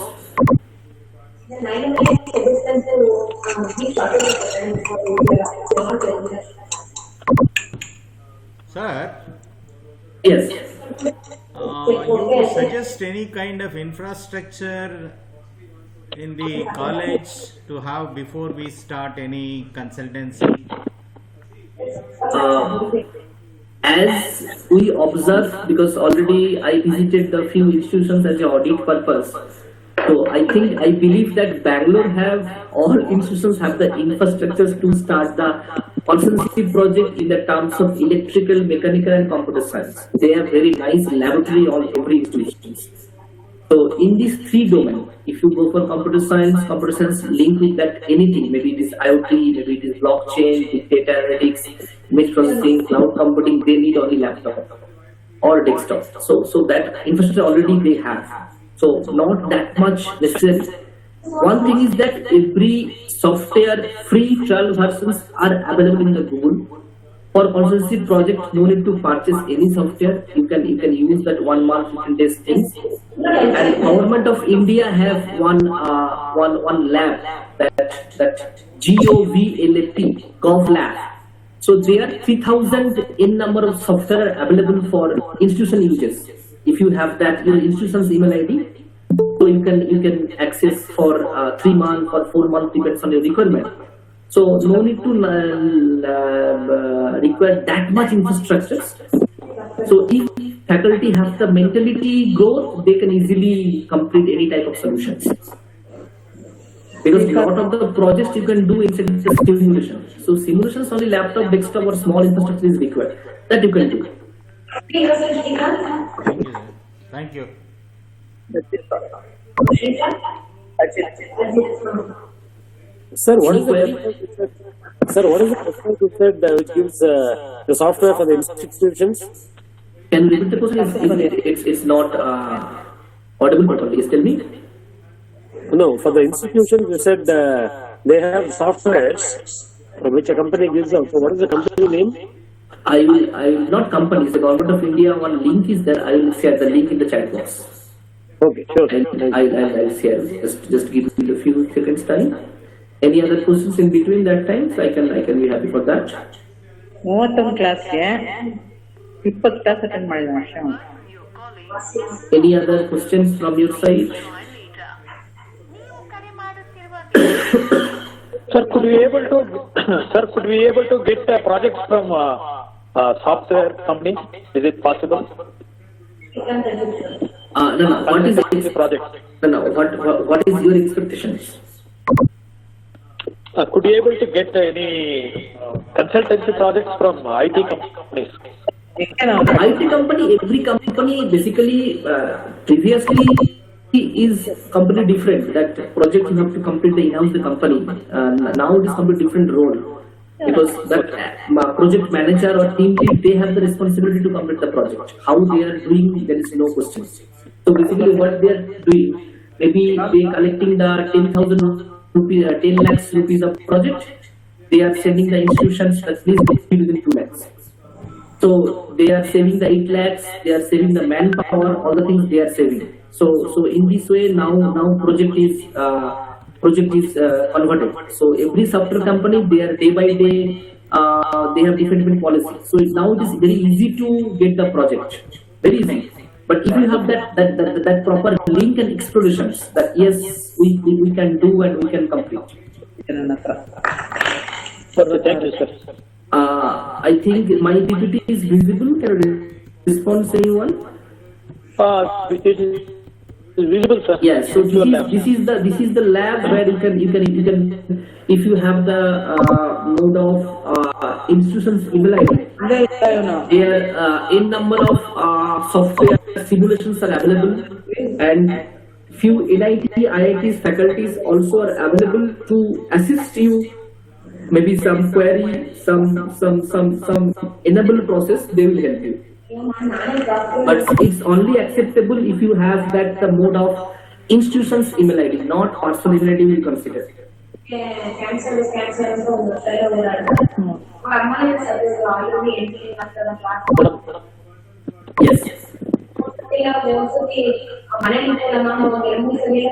Sir? Yes, any inquiry from your side? Yes, tell me.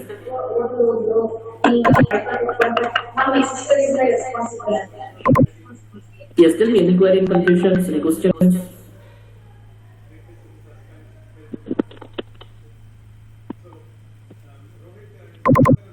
In doubt? Professor? Yes, sir. Yes, sir. Yes. One last question. Yes, no, you can ask me a lot of questions, no problem, no last. Okay.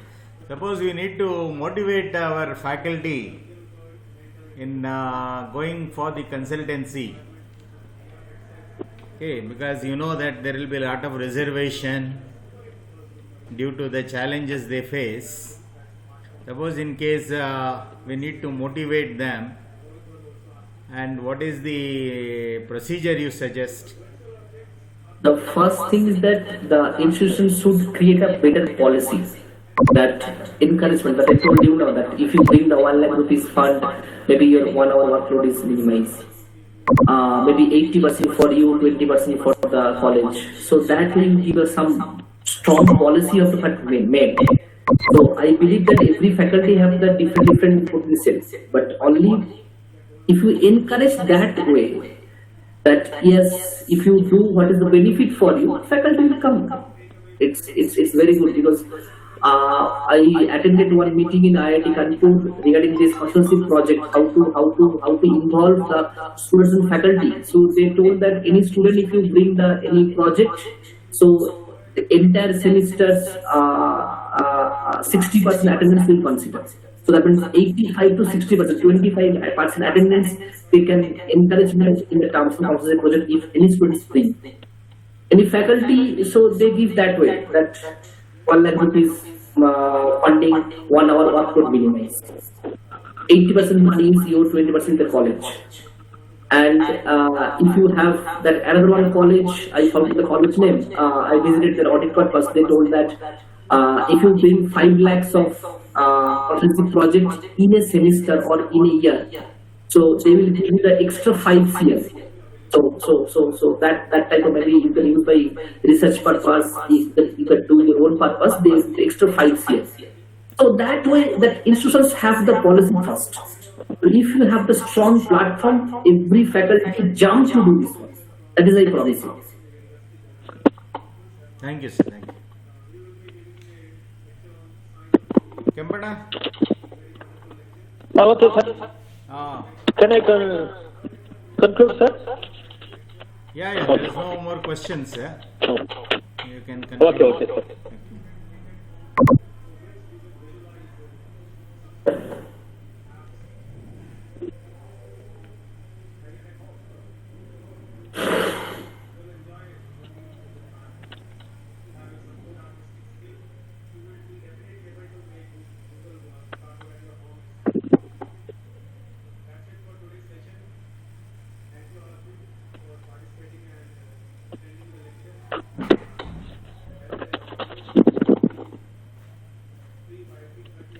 Sir?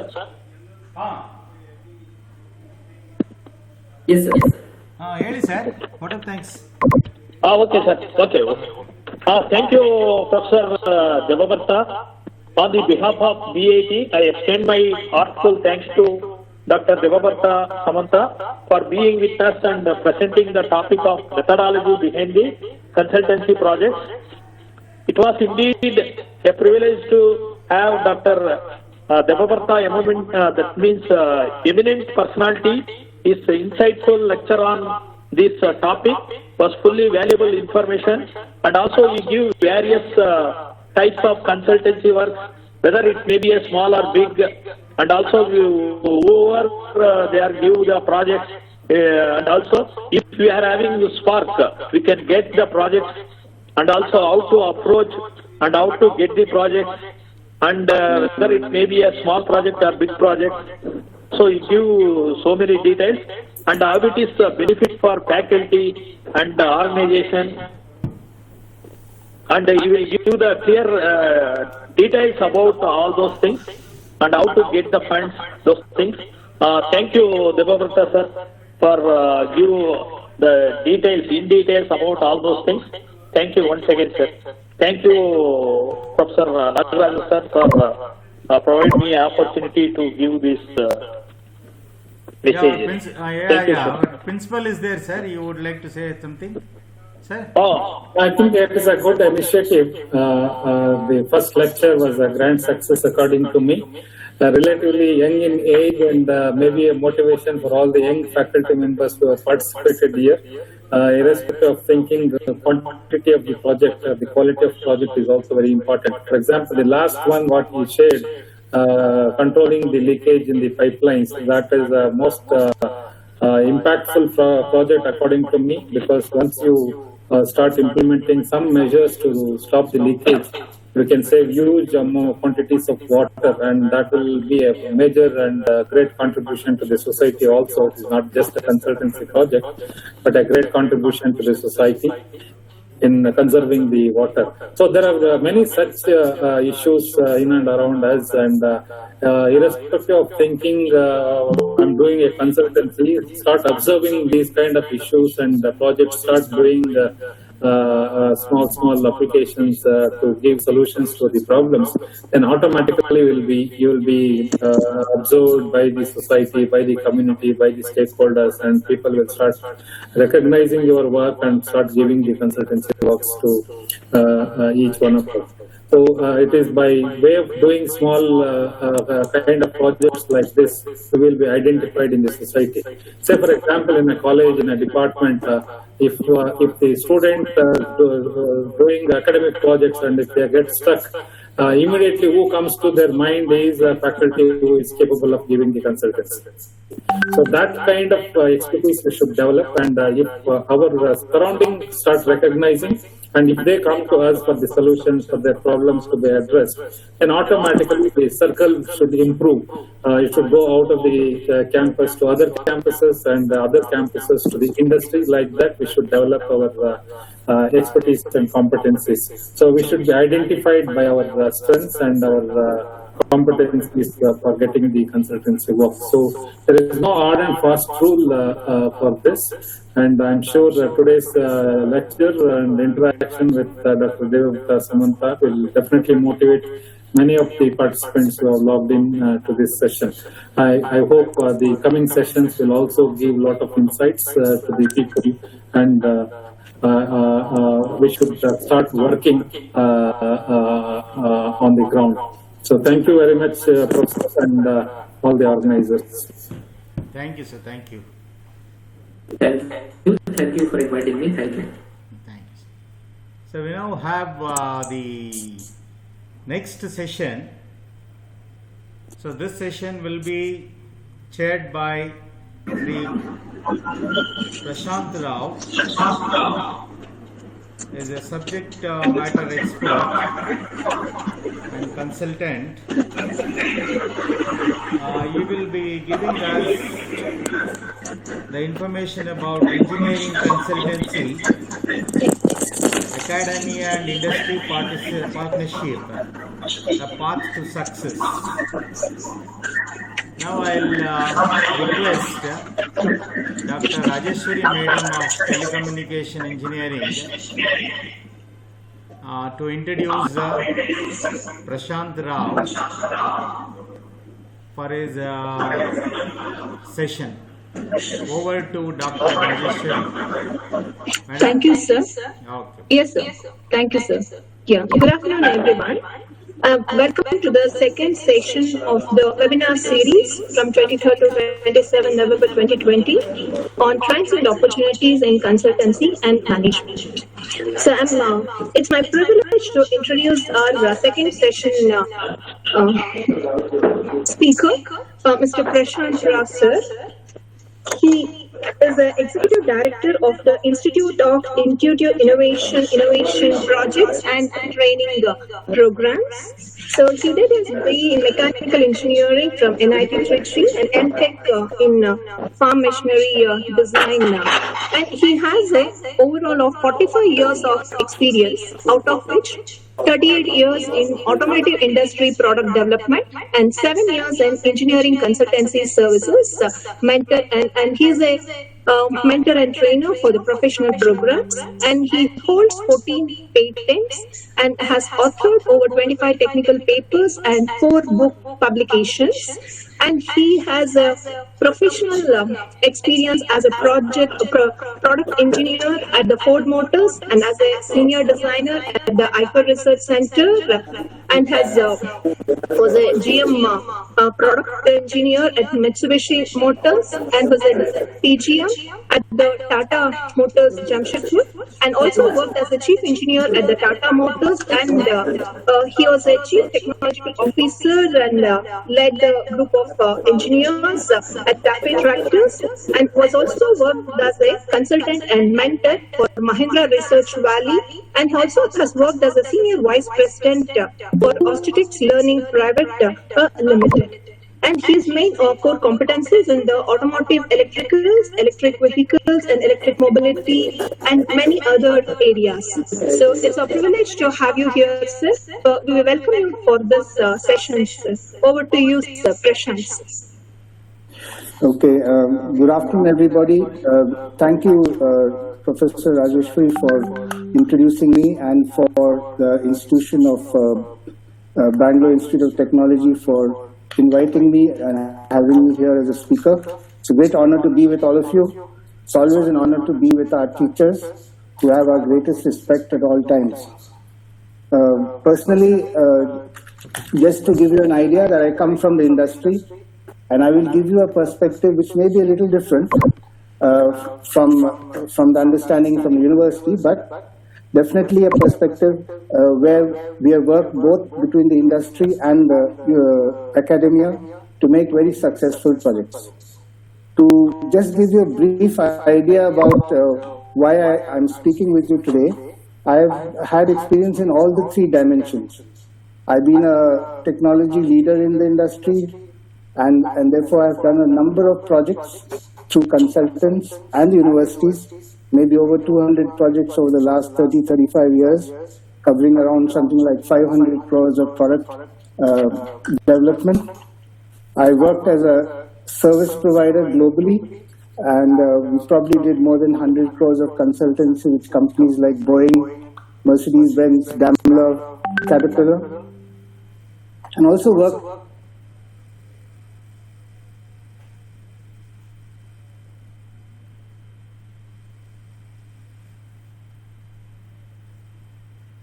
hands-on, on-the-ground kind of knowledge, and therefore I'd love to share all this with you. So we will stop a number of times as we go through this so that you can ask questions. Please feel free. Ask anything you want. Nothing is irrelevant or nothing is frivolous. So anything that you feel coming to your mind, I'm prepared to give you a response right away. So please be free. This is an interactive session. It's not that I give you something and you just listen to it. So I'm going to show you my, you should tell me whether you can see my presentation. Now, how do I present now? Okay, this one. Let me press this button. There's one present now option, sir. Yeah, I got that. Okay, you should be seeing my presentation now. Are you seeing that? Not yet, sir, not yet. Okay, it should be coming on. Is that visible? No. That you have to select, sir. You have to select the. 1 second. You have to select this full screen option. Yeah, I've done that. Share your entire screen. Okay, I should press share button. Yeah. It's doing that.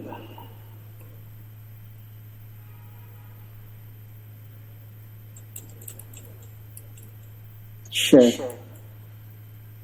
Can't share if you might not have permission to use the screen recording on your computer. Grant permission open. Oh, just a moment. I think there's some preference issue on the computer.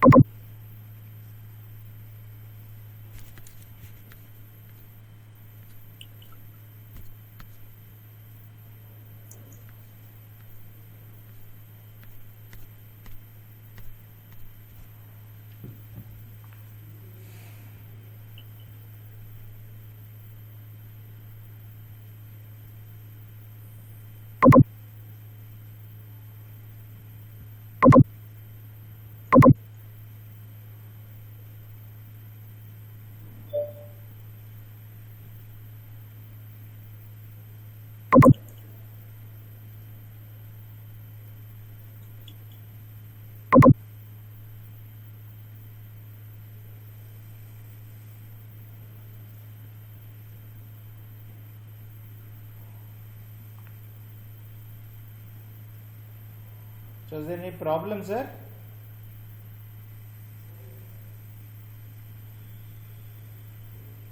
Okay, can you see that now? It should be coming on the screen. Yeah, it's coming, sir. 1 minute.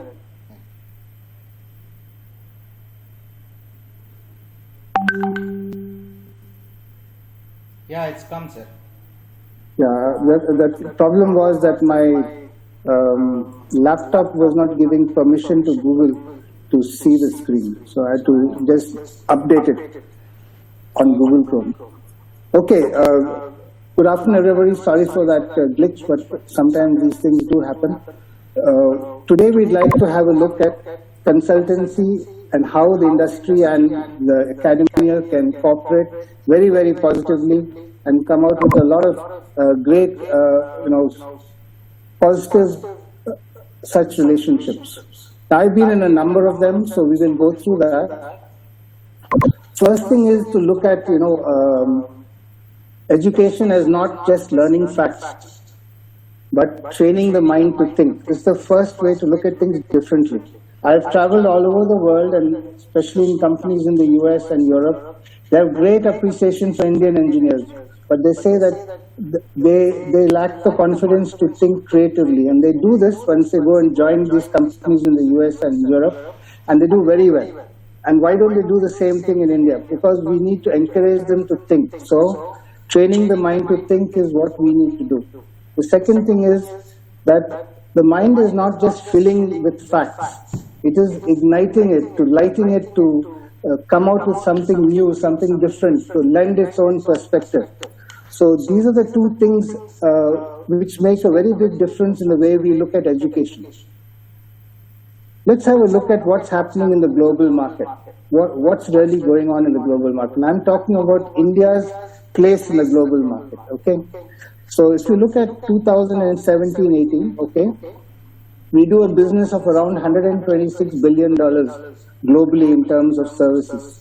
And out of which software... Pardon? Full screen. Sorry to interrupt you, sir. Can you go full screen, please? Sure, we can go full screen. Is that better?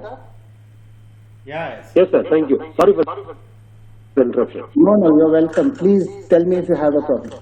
So, if you go to engineering services, about 69 billion, about 20% of this is engineering services. So, India is growing in the engineering service area. Originally, it used to be mostly ITS. It is now developing in engineering service. Great opportunity. And if you look at the sector which is going on, you can see the auto sector and the aerospace sector almost have about 24% of the market.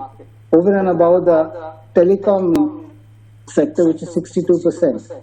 So these are the three areas where you'll find most of your consulting requirements. People keep asking me, what are the areas of consulting? These are the three areas: telecom, auto, and defense and aerospace. And if you look at the US ESO market, India is a great provider. 90%, not even, maybe 80% of our engineering services is to the US and Europe. You'll find that a lot of it's in the area of designing, that is hardcore design, prototyping, which is simulation, virtual prototyping and testing, system integration. This is a higher level where you use model-based engineering, MBSE, and we do systems engineering. This is a higher level of design integration. We are getting into that slowly. And of course, testing, which we've been doing from the beginning. You can find a lot of testing keeps going on, and other areas of industry. So, as you can see, these are the four areas: designing, prototyping. Prototyping, we're talking virtual prototyping and simulation, systems integration, and testing. These are four areas which people come back to us for consulting. And these are areas which you should develop your competence.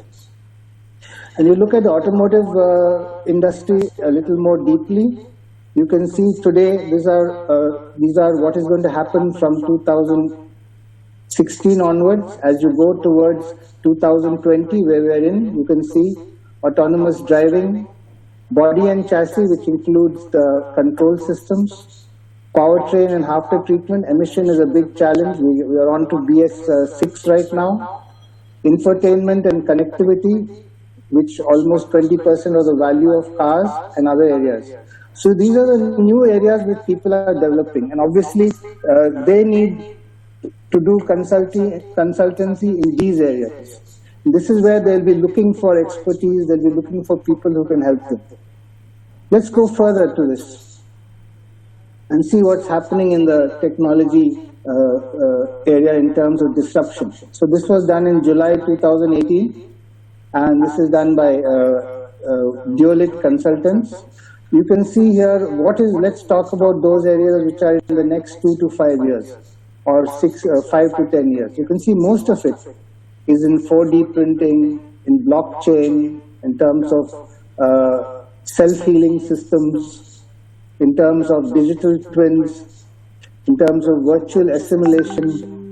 These are the areas where people are looking for people who have the knowledge and expertise or the ability to train their staff so that they can get into these areas, because this is what is going to make a difference to a company in 2020 to 2030.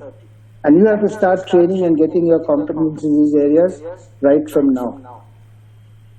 If you look at a graph which was done in 2020, this is by Gartner, you can see in these areas things like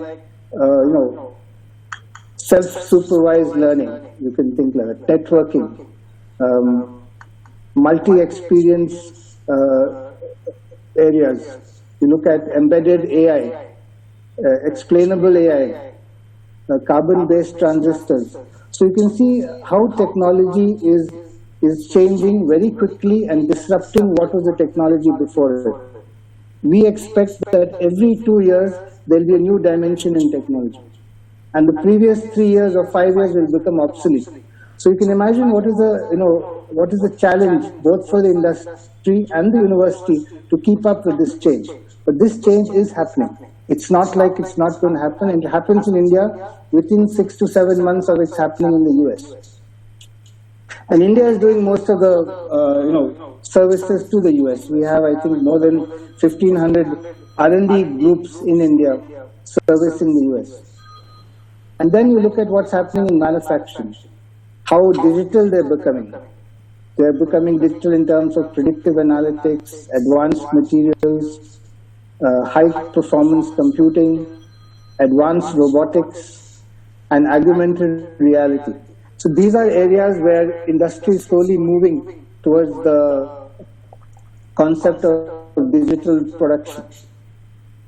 And finally, if you look at where our opportunities lie, and I'm trying to take you to that area, where are those areas where industry is growing, where industry is looking for help, where industry wants to train its people? In the area of smart mobility, where we talk about CASE. CASE is what? Connected, autonomous or automated, shared and electrified technologies. So wherever you can provide support in the area of connected vehicles, autonomous or automated systems, shared technologies in terms of sharing and providing platforms which can be used, and electrification. These are the areas where people are going to, if you can offer something, they will grab it with 2 hands. Environment, very major area of challenge to governments and companies, because this is where the business will be. Clean, green technologies, recycling, reuse, renewable. These are areas where people are looking for talent and people to help them. Communication and mobile processing. Everything is miniaturized. Everything is on your phone. There are a huge number of requirements for apps, etc. Finally, you have data analytics and predictive algorithms. This is a very big area. Few people, fastest growing and best paid.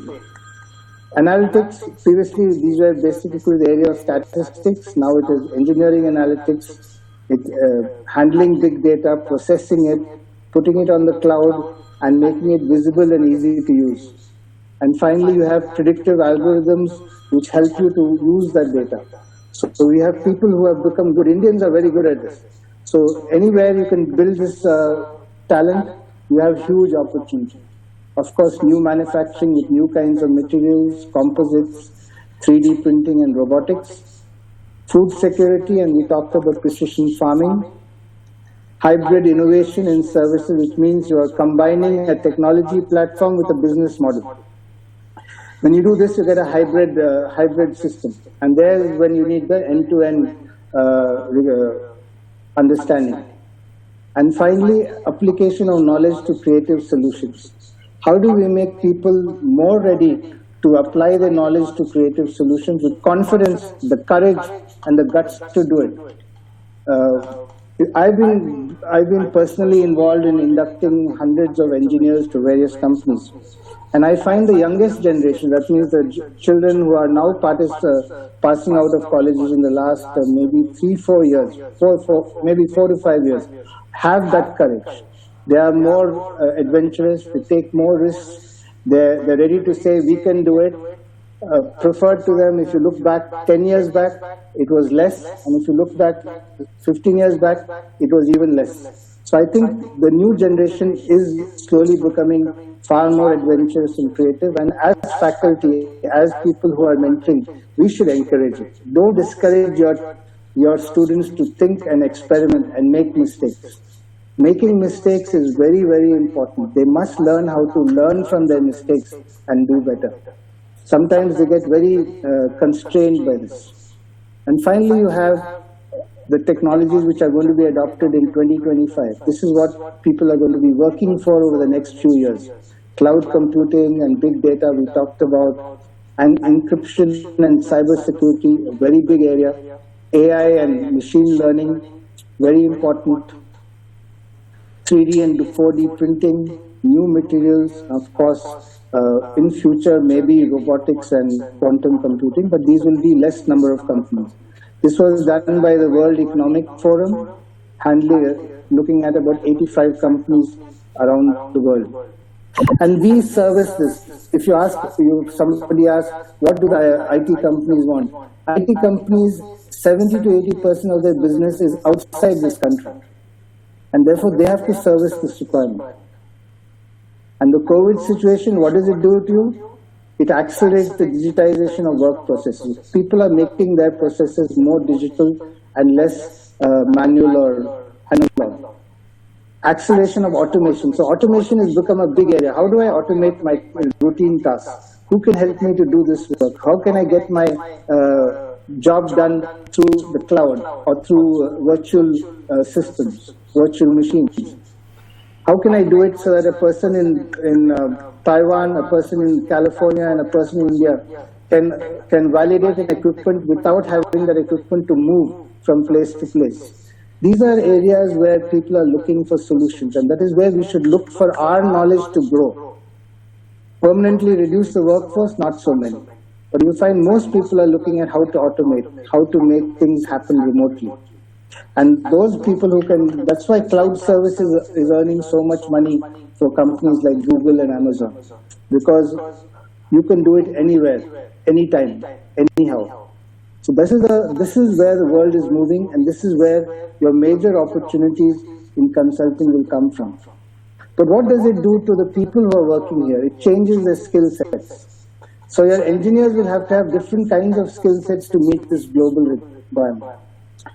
From your normal cognitive and physical ability to content skills, they should have more social skills because they'll be dealing with people not only in their country but from other countries, different cultures, different time zones. They should be able to be very resourceful and use their network, people not only in their proximity but away from them, be able to explore the net to find their information in their part of their technical skills, and finally, how to use judgment, how to make decisions, and how to solve complex problems. These are three areas where without practice you can't do it. You can do all the theory you want, but unless you've actually done this, you've made mistakes and you've learned to become more successful in it, you will not be able to enter this area. And therefore, simulation, doing more cases, creating what-if situations helps you to do this. It's like what the army does to get ready for war, and this is what we need to do when we make our students ready to go to the industry, because this is the industry which is waiting for them. The industry is changing. In fact, Indian industry is finding it very difficult to keep up, and that is why so many multinationals keep coming to our country. But the good thing is, our engineers are working with those multinationals, and they are creating a lot of great engineering in India itself. Probably may not be for Indian companies, but definitely for multinational companies. So we have the skill, we have the talent. We've got to make them work in this direction. So what are our key capabilities that we're looking for? Critical thinking and analysis. This is very important. We tend to ask our students, do you know this, do you know that? Do you remember this, do you remember that? What is more important today is, what can you do with this? Can you make this happen? Can you make this 50% more efficient? Can you make this 25% lighter? Can you make this more attractive to your customer? That's what's going to make the difference. Because today knowledge is a commodity. And if I say that with a great deal of confidence. I've been in this R&D group field for 40 years. I know how difficult it was to access knowledge 40 years ago and how you can access knowledge today. Today you have to know where to find the knowledge and understand it, and then how to use it. Using is very important. So that's why problem solving, self-management, working with people, communication, use and develop are the key things that are changing every day. And therefore that curiosity to learn more, to see what's happening around you, to be a part of groups and societies and various professional organizations, to learn more about what's happening in the world around you, because it's changing. And you can become obsolete within a year, within 2 years, within 3 years. Whatever I learned in my engineering, I don't use today, frankly. The complete machinery has changed. So the skill sets are changing, the demands on skill sets are changing. Active learning, complex problem solving, leadership. This is where emotional intelligence is very interesting. What is emotional intelligence? It's the ability to empathize with your customer and understand really what he's not telling you, and then make use of that to give him a product that he really wants. This is what Apple does. This is what Google does. Emotional intelligence. So how do you learn these skills? And this is where most of our training has to go. And therefore, today there's a huge opportunity in the industry, whether it's India, whether it's in the US, whether it's in Japan or wherever. They all have to reskill at least 30 to 40% of their workforce, existing workforce. Forget about the new workforce that they're going to hire. But to reskill their engineers, reskill their managers, reskill their leaders so that they can cope with this. I do a lot of work with companies in India doing this, because their skills which they learned when they were in college or in their professional courses are no longer as relevant as they were 5 years ago. So this is a huge area of consultancy, how to train their engineers in these new areas of skill sets and make them successful. So that's why we say application of knowledge based engineering and creativity, digital and virtual simulation, AI, global networking, etc. And of course, analytics is coming up very, very strongly now. And therefore, these are the areas where one can envisage are the new areas of technology where people are looking for help, people are looking for training, people are looking for knowledge, people are looking for anybody who can provide solutions. So this is, I wanted to give you a quick look at what's happening around you. Further, if you go, and we talked about what are the networking new kind of skills that we need to develop in ourselves, we need to have a wide spectrum of related domains. So don't be satisfied with, you do need to be an expert in 1 or 2 domains. I agree with that. But you should know about the related domains which help that domain to be successful. But without them, it will not be successful on its own. So you need to have a working knowledge and who's the expert in that area. The use of digital tools, very important. You should become proficient in the use of digital tools.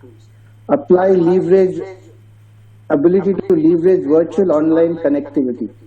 Building industry interfaces as joint ventures. You should have good interaction with industry professionals, become members of professional bodies and interact with them. Understand your assets. Let me tell you, the university has great assets. We don't realize, when you are working in the industry, you realize the assets of the university. You've got great knowledge, great expertise, you've got great laboratories and a huge depository of knowledge which is there in your libraries and your projects.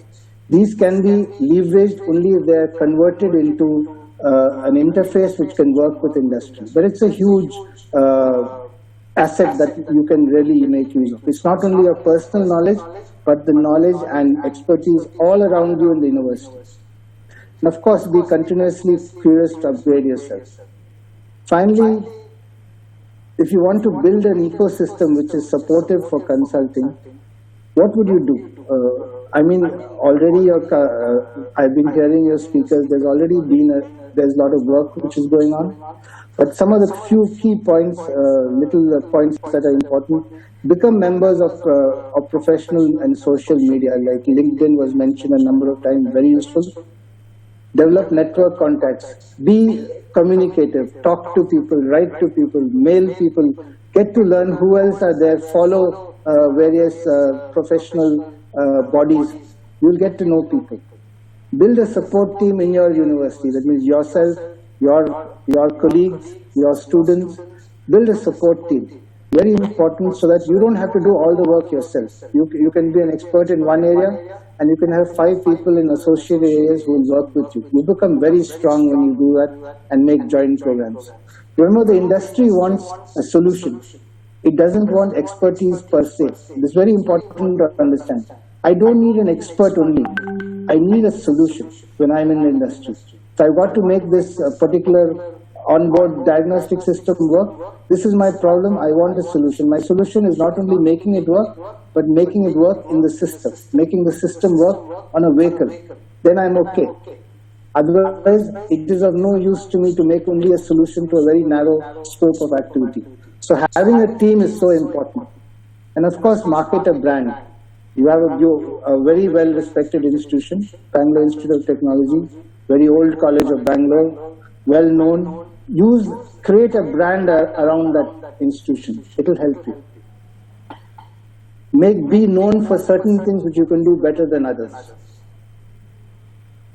Finally, if you take about time and efforts, you can devote at least 2 hours a day or 20 hours a week towards building your program and the kind of communication, as I was explaining to you. Develop your project work and solution efforts. May take about 30% of your time.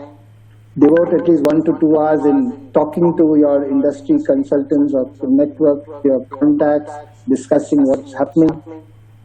Hardware, really, you need essentially a capable laptop, if you ask me. You should have a good Wi-Fi network, which is about 70 to 100 Mbps. Laptop with i5. Today you can get this standard i5 with a multi-core laptop with a good Windows iOS and 8 GB plus RAM, because you'll be using graphic cards, a camera, and a good memory storage. You can have an offline. You can have an off your computer memory in a drive also. You should be able to scan and print very close to you, so that you don't have to go anywhere else to do this, because you'll be doing this very often. And of course, you get a lot of professional software, and you can also borrow your software, as we said, hire your software when you need it, remotely with the help of your university. So you don't have to invest. I mean, the same software can be shared by a number of users, you being one of those users. So these are some of the things you will require to really start working. And at this point, we are now at about half an hour since we started. So I'm open to any questions for the next few minutes on what we've done today in understanding what the industry is moving towards and where the opportunities would lie. Could I have any questions on this? And then we can continue within a few minutes of that. Thank you.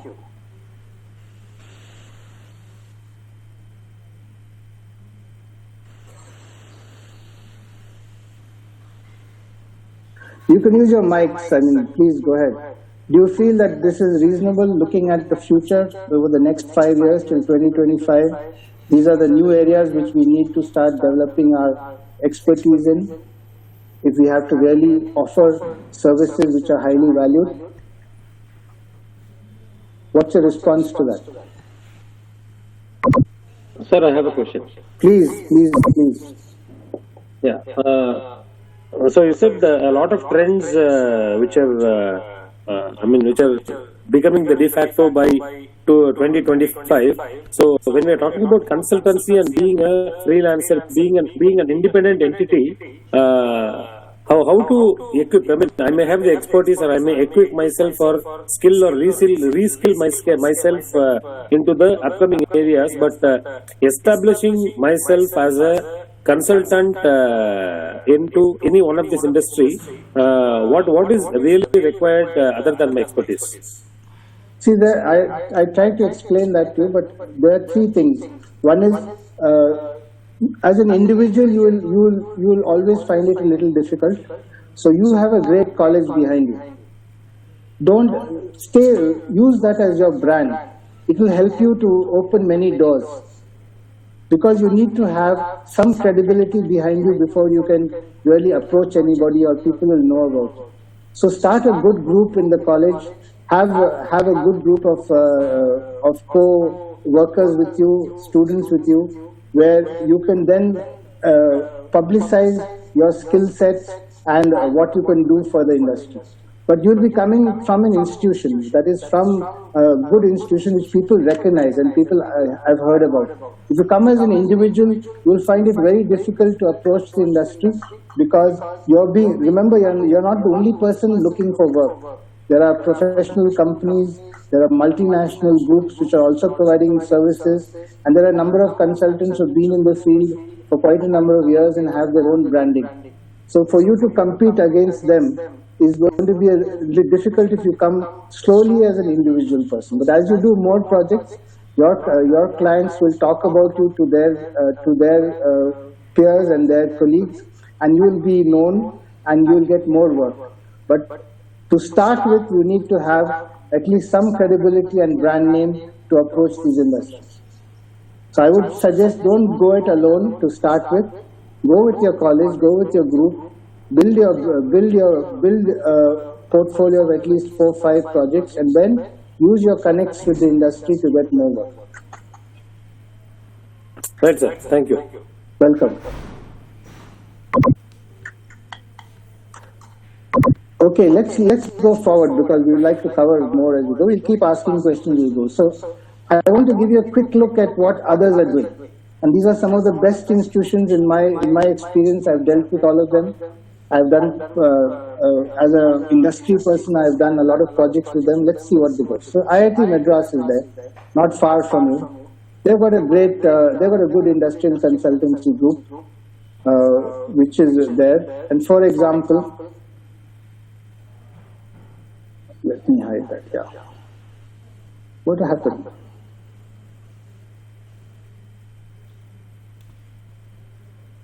Did that take away my screen? It is displaying your screen, sir. No problem. Oh, no, I was looking for it. Was okay, I got it. So this is their...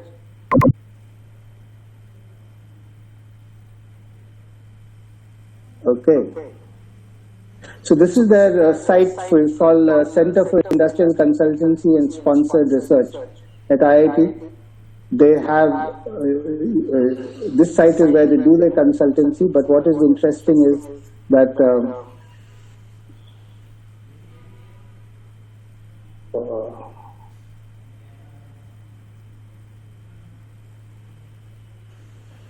they have an incubation cell where they provide incubation for startups. Similarly, if you look at the Indian Institute of Science, they have what is known as Society for Innovation Development, that's SID, where they enable innovations in science and technology. They have a center for, they have a number of subjects where they do consultancy. You can see they do it in energy, water, computers and automation, and various areas. Let me joggle around because I use this. They have a center for continuing education. I've done a number of courses with them where they offer professionals in the industry 3-month, 6-month, 8-month courses in various subjects. Very successful program. Probably it's all online. They have a thing called IPTEL, which is Intellectual Property and Technology Licensing. So all the technologies they develop and the intellectual property they create, they transfer it to the industry with the help of IPTEL. They have a portfolio of key technologies where they can provide this to the industry. Industry cannot develop all its IP. It does look at people who actually transfer IP to them in certain areas. So when you do these kind of things, when your institution starts working in all these areas, it also develops a set of collaborators, known individuals, known companies, and that helps the rest of your faculty. So once you have these 3-4 activities, industrial consultancy, industrial IP, intellectual property, incubation center, and continuous, let's say, extended learning programs, you start building a complete community in the industry who have a great deal of respect for you and your brand. And that is what IISc does. Similarly, if you look at MIT, USA, we did a course with them. When I was with John Deere, they have their own process of interacting with the university. In fact, faculty from MIT spends time in the industry for about 6 months, and people from the industry go over to MIT and spend time in their sponsored labs for 6 months to 1 year. Therefore, a lot of understanding go between, friendships and relationships are developed. And this is how the university becomes closer to the industry, by sharing its people and by sharing its facility. They have online courses. For example, this is an online course for machine learning. You can see this is starting in January. Quite expensive. Course is around more than 2 lakhs.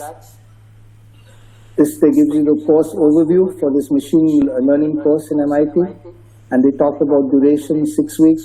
What does this course mean for you? They give you a process how you can pay for it. So your university website should have a registration, online registration and payment process, so people can register and pay for their courses online.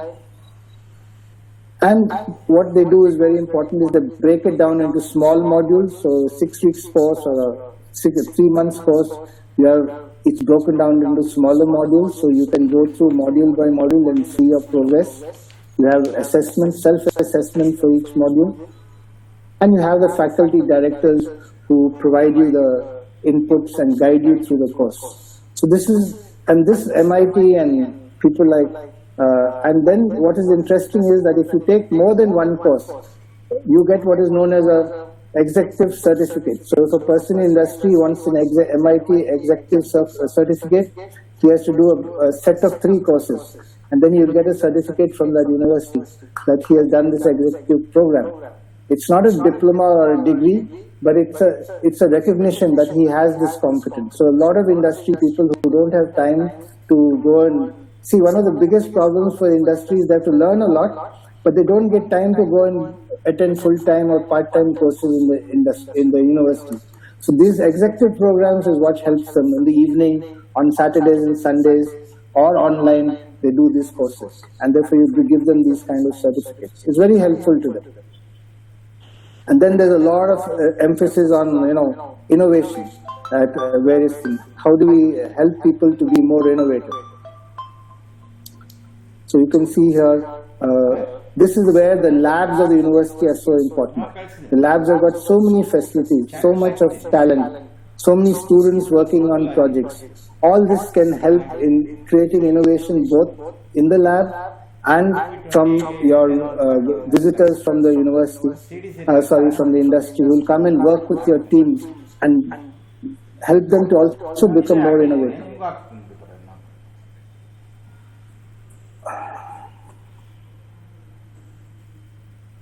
And then you have Stanford, who is very well known in California for the kind of engineering work they do. They have a number of programs for the industry. And then, of course, Howard. I've done Howard courses in India when I was with TAFE. You can have them in the afternoon, in the evenings, where a group of people can do a course. It's not necessarily just to be a 1:1 course. You can do it, 10 or 15 people can do these kind of courses. Their instructors will come and you can get assignments online and they give you assessments. So this is how the university goes and the industry comes forward and they collaborate in a number of these programs. And as the programs increase, the branding improves, you get to know more people, they tell more people, and this community becomes stronger and you get more work. And this is really how you really find things growing for you. Because there's a lot people don't know. We must accept this. There's so much that we don't know. There's so much we have to learn. There's so much that skills we have to change, which have become obsolete. We have to be able to position ourselves and provide that kind of service to the industry. And to do that, we need to meet with the industry. People will not come to you unless they know where you are. Please forget this. There's enough competition in the market. Nobody's going to come to you. You got to project yourself. You got to be available, visible, and heard of. And therefore, the more projects you do, the more papers you present helps. You'll be surprised, but most people use hashtags to go to various kinds of papers, technical papers being done in universities all over the world on so many different subjects. Because we really can't learn everything ourselves. So nothing like a good case study, nothing like a good paper on a solution which has a practical significance. So writing papers, getting onto case studies, publishing your successful programs is a great thing to get yourself visible. So who are your customers? I mean, who are your customers really? Your students, of course, young professionals in the industry. A lot of young professionals invest money in courses which is outside their company because they know they have to be, they'll become obsolete if they do not improve. Engineering companies who want to upgrade their talent pool, engineering companies requiring consultancy to solve specific problems, engineering companies requiring expert consultancy for product development, government and special sponsorship programs. You'll be surprised. The Department of Science and Technology and various organizations, the Department of Skill Development, they have a huge number of sponsored programs which they're doing with the industry. There's a huge role to play of the universities in providing their facilities for these programs. Of course, the startup culture in our country is growing. Bangalore is the biggest center for startup culture, and there are a lot of professional bodies like the CII, NASSCOM, FICCI, who support this startup culture, create startup parks, and are looking for partners like the university who can provide expertise to help these people build their companies. And there's a lot of government funding for this, let me tell you. It's not that you have to spend the money. The government will fund both the work in your lab and the incubation of that particular startup. So there's a lot of such leeway, especially in a city like Bangalore. And of course, your competition, remember, you always have strong competition. Other universities, engineering service companies, consulting firms like Ricardo, AVL, and Stair, who have been in this game for the last 40 years. And of course, small boutique consultants who have been working from the industry, may have retired or left the industry and started their own companies. So please remember, you have to always show where you're different, better, more effective than your competition, and only then you will get work. Or you've already done work for somebody and they like it and they'll give you more work. That is the fact of life, that competition will always be there. So this is one aspect of it, as to how do you get to your clients. What do we do, as consultants, how do we go about all this? First of all, we identify in which domain we want to work. Are we going to work in automotive, or are we going to work in aerospace or in manufacturing? And in that automotive domain, which area do we feel our expertise or future expertise is going to match? And we do a match. We start matching our domains with the industry. Then we know who to talk to and who is our prospective client. Once you've done that, we create and define the technology focus areas, build, and what are the experts. So we may not be expert in everything. So for us to approach this particular area of technical focus, what are the kind of skill sets we need? Do we have all of them? Do we have 6 out of 10 and we have to go and learn something about 4 out of 4, the remaining 4? Or can we have a group with us, so 3 of us together can give the complete skill set that is required for this particular focus area? We need to work on this to understand this so that we can offer it in the right way to the client. Announce the range of service you're offering in the media, in places like LinkedIn or Facebook. Collaborate with professional platforms like SAE, IAE, FICCI. Take part in their seminars, present papers. People should see you, hear you, read you. Then you will become visible. Send a brochure with a range of services to that particular industry you're focusing. If I'm focusing on the automotive industry, I'm focusing on, let's say, advanced driver assist systems, ADAS, and I know that these companies are working in this area, I will send my brochure to them so they know who I am and what I can do for them. You can always at least get a call and talk to them. Put it on your website, advertise, don't be modest, be as visible as possible. Modesty doesn't give you work, let me tell you right now. Follow up if you call somebody, follow up your call. Don't get discouraged if they don't answer your first call. Be ready to follow it up. People are busy, they may not remember that you called them. Remind them, nothing wrong in doing it. And post your, wherever possible with the permission of your college, post your technical papers on your website or wherever, so people can go on Google, look at that particular keyword of the subject, and it will bring your paper onto the Google search. You'd be surprised how much of information we learn by just putting keywords and searching for information on Google. So you should be able to put the right keywords in your title or in your credits so that people get to where you want to go. So this is a focused way of looking at how you'll develop yourself, which industry you'll work with, what kind of skill sets you'll develop, and how will you publicize your services that you can offer. And this has to be done consciously. It doesn't happen on its own. There was another question, and this is an interesting question which came up, was, do we look at single domain or multi-domain in our work efforts? What is it that it means?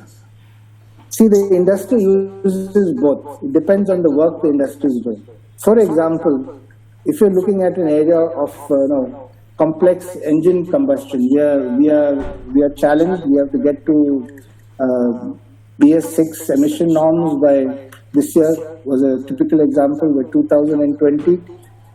We have to reduce emission and pollutants in our combustion. It's a very intense, focused problem, and therefore you need people who have a great depth in knowledge in the area of thermodynamics, in the area of chemistry, in terms of combustion, in the area of let's say propagation of what we call computational fluid dynamics. Unless you have people with that kind of knowledge, you can't really do anything in this area of combustion integration or optimization. And therefore, this is where you really need those strong single domain kind of people.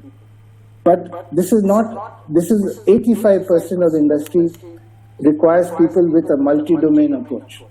And mind you, we're not going to talk to 5 different people to understand this. We'll talk to one person, and we hope that one person will be able to manage the whole project or solution from one end to the other end with his own team. And he's responsible for his team. He may have 5 people in his team, or he may have 100 people in his team. But finally, he delivers for us. He can understand what we want. He can understand the end-to-end requirements, and he can translate that into the requirement to his team. So that is why your multidisciplinary approach will work. Going to somebody with a single discipline, as I said, unless it's a very serious research problem, it may not be the best way to look at it. So that's what we say. Everybody, all of us, including me, every one of us, we need to have a few core technology areas where we are good at, we know the depth, we understand it, we take interest in it, and we should have awareness of the associated areas so that we can create a solution. You don't need to be expert yourself in everything. You have to create a solution, and that's what we must understand. Creating solutions are more important than being experts in everything. For example, if you look at vehicle exhaust like I was talking about, the complete exhaust system from the engine to the exhaust pipe has got a number of technologies in between, starting from the engine, combustion, the cleaning of the emission generation, the emission elimination of harmful pollutants, finally NVH, reducing sound, and finally the fluid dynamics of the fluid passing through all these things. So you need to have a group which can provide this kind of expertise. Otherwise, the work of one will not match with the work of the other, and the industry is not interested in doing all this coordination. They want a solution. Similarly, if you take, like I was talking about engines,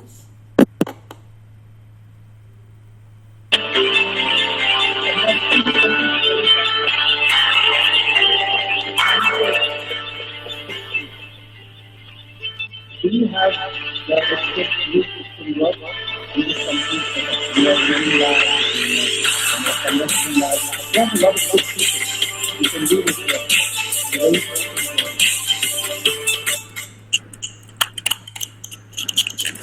For example, if you're looking at the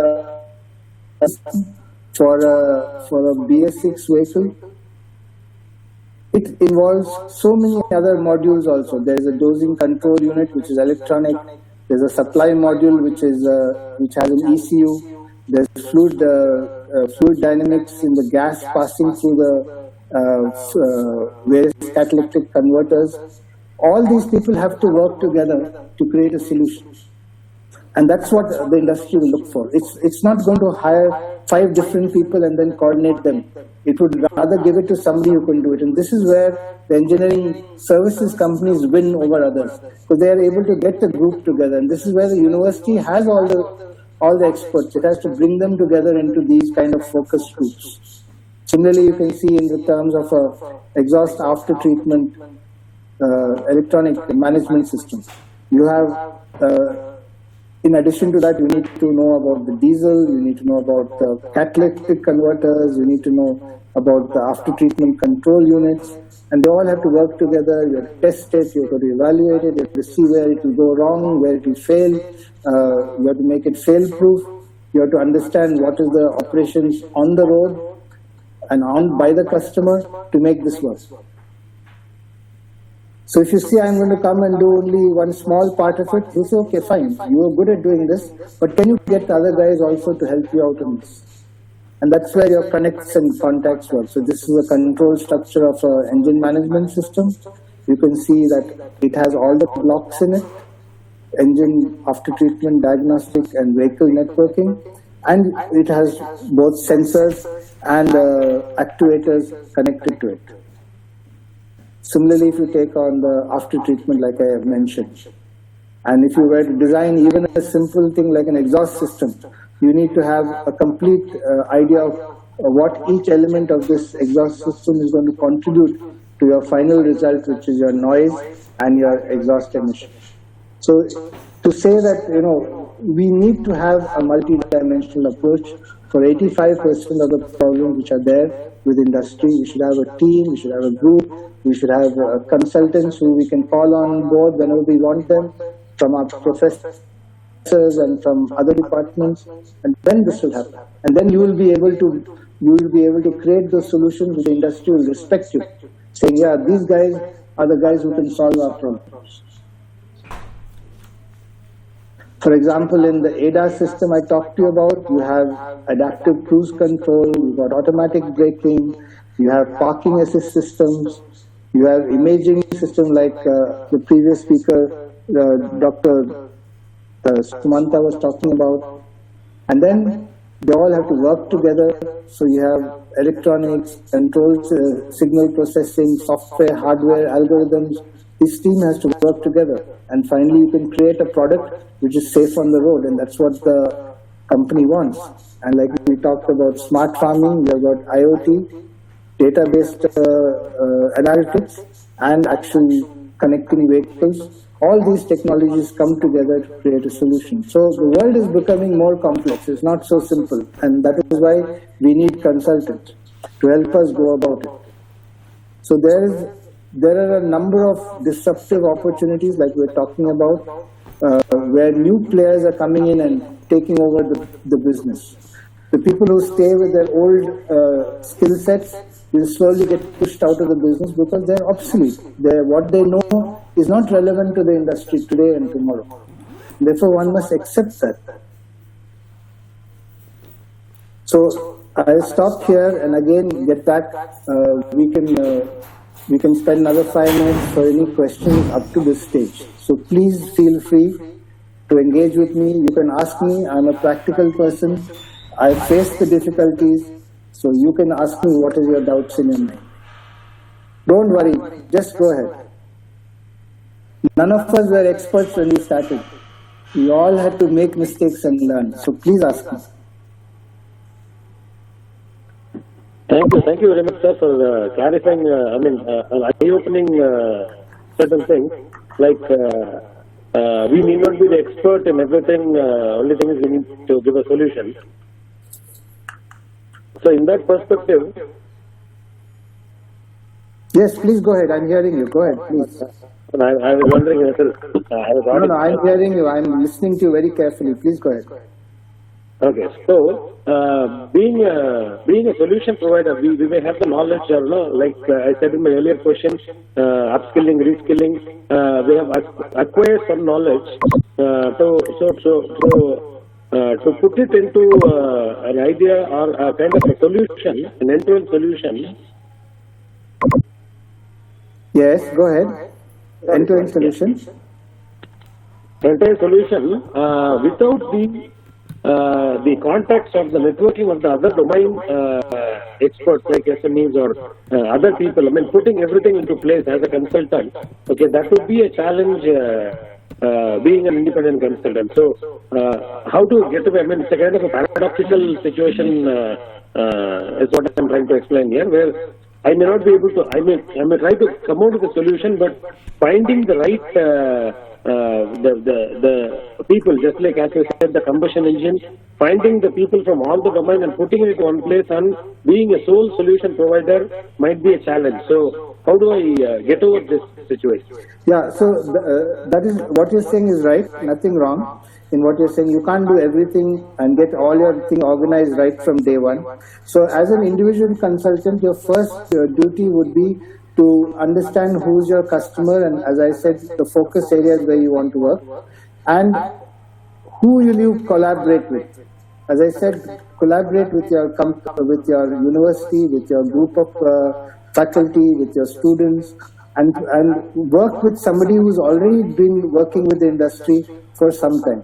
You need to have a little bit of, see, the industry is very professional. They don't have time to try out people. They want people who can deliver. For them, every month, every day is so much of money in terms of production.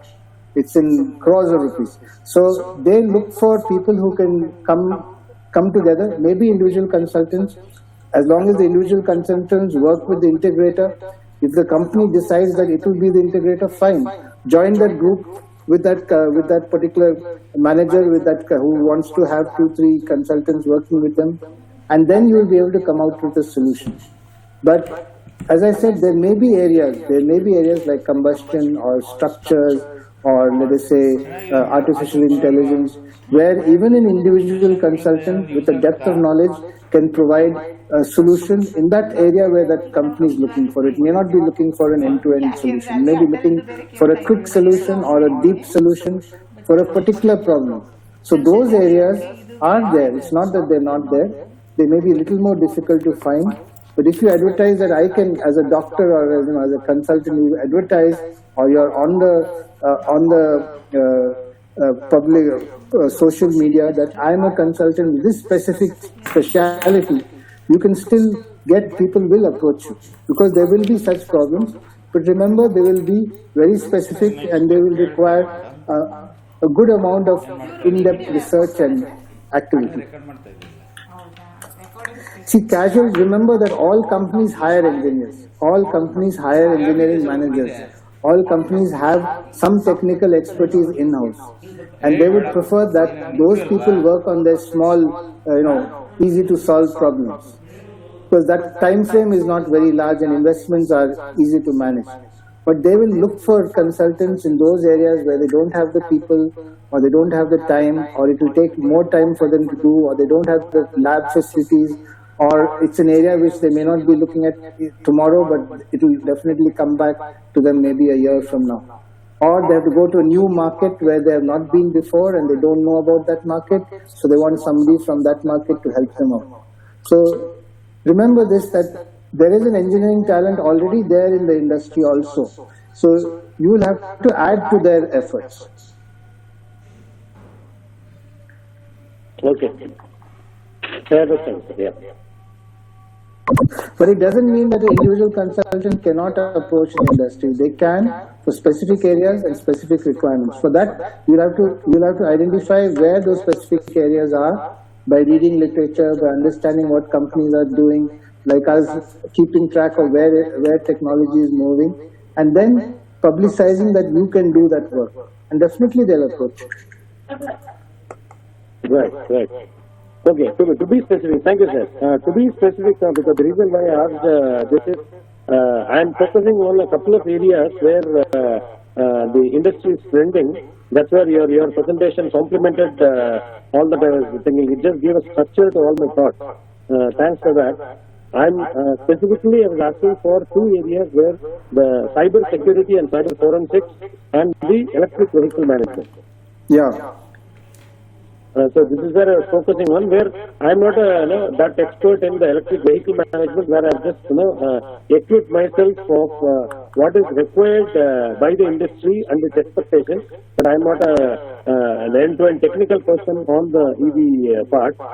Maybe, for example, the electric vehicle allied products or its project management is something which I can focus on. With the specific domain knowledge what is required, or into my cyber security area where I have a technical stack of my knowledge. So these two areas. So how to collate all this with this the kind of integration? I'll tell you something. What's your name? My name is Subramanian. Okay, Subramanian. When I started my career in the industry, it was 1974. I don't know whether you were born by then, but we started in 1974, and we had no engineering knowledge in terms of design experience. We had no computers. We had no, except some drawing boards, and most of our companies were just taking drawings from the US or Japan or wherever and producing those vehicles. Nobody gave us expertise. We learned, we tried, we experimented, we made mistakes, and the industry grew. Today the industry is sophisticated because of 30-40 years of people experimenting, people learning on their own, people ready to make mistakes, people taking risks. So what I'm saying is, you'll never be having all the knowledge with you. It will never happen in your career. There'll always be areas which you don't know, you're doing for the first time. You may not have done it before. Don't be worried. Be confident. Have the courage to go forward. Learn. Even if you make a small mistake, learn quickly to get over it. Next time you'll do better. Don't be scared of area which you don't know. If you don't know about electrical vehicles, you can learn about it. You can work on it. You can try it out. Maybe first time you will not be so successful, second time you will become, and third time you will consult on it. But if you don't start, how will you go there?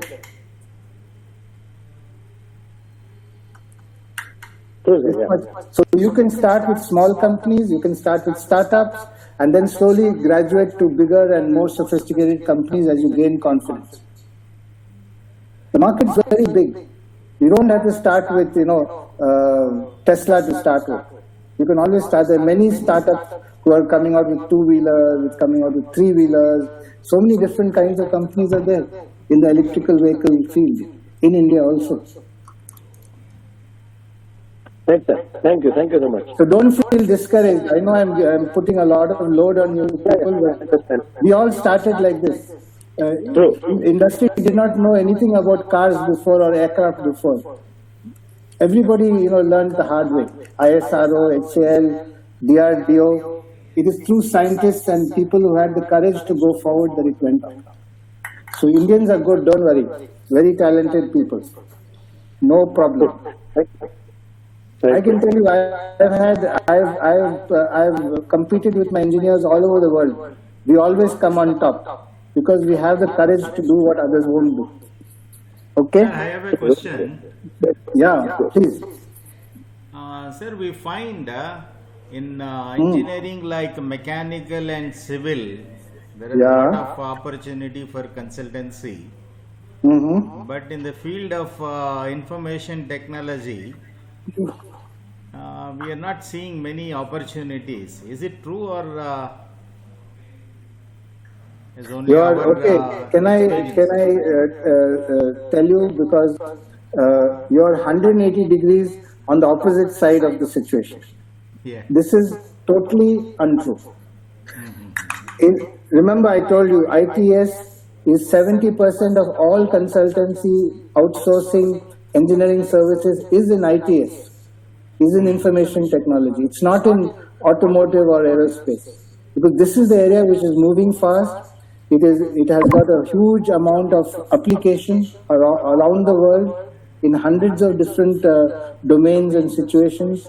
It is changing every day, and it has got more and more players coming out with more and more disruptive technologies or approaches, which is not possible in either mechanical or aerospace, which have got a lot of legacy technologies which they can't change so easily. But ITS is open. Okay. So you have the maximum actually possibilities in ITS. ITS, sir. Really. So, and that's why you have most of your startups. If you take 100 startups, at least 50 will be in ITS.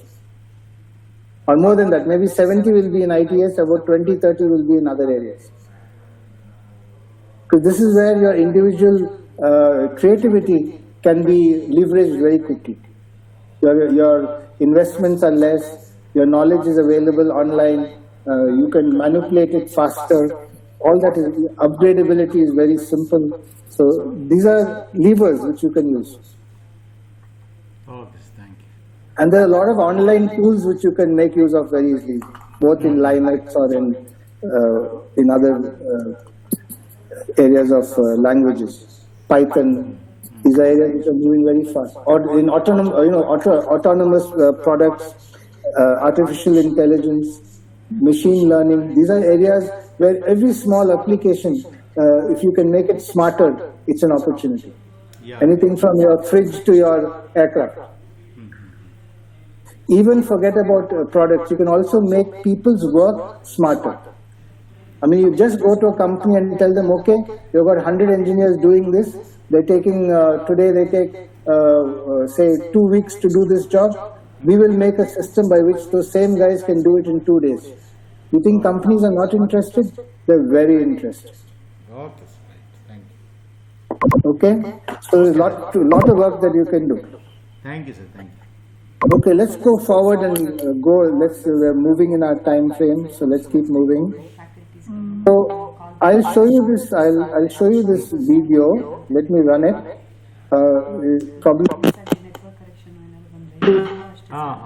go and consult with companies. What should they be doing? The 6 important things.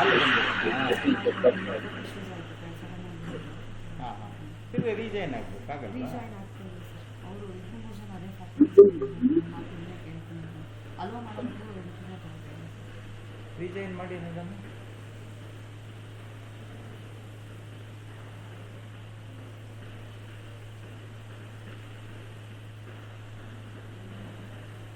ಬರ್ತಾ ಇದೆ join ಅಂತ ಕೊಟ್ಟರೆ join summon exchange ಅಂತ ಬರುತ್ತೆ 5-10 minutes ಇಂದ ಇರುತ್ತೆ ಆಮೇಲೆ ಹೋಗುತ್ತೆ ಇವಾಗ ಅಲೋ ಮಾಡೋದು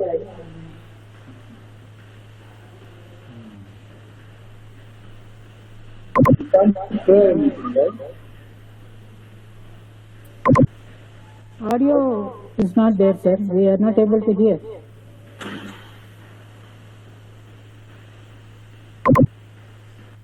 Sir, audio is not coming, sir.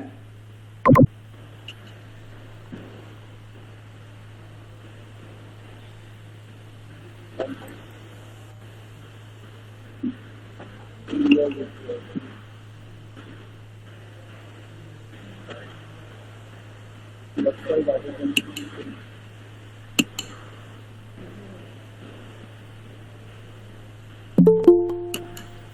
ಇಲ್ಲಿ ಬಂದಾಗ ನಾನು ಪರ್ಮಿಟ್ ಮಾಡ್ತೀನಿ.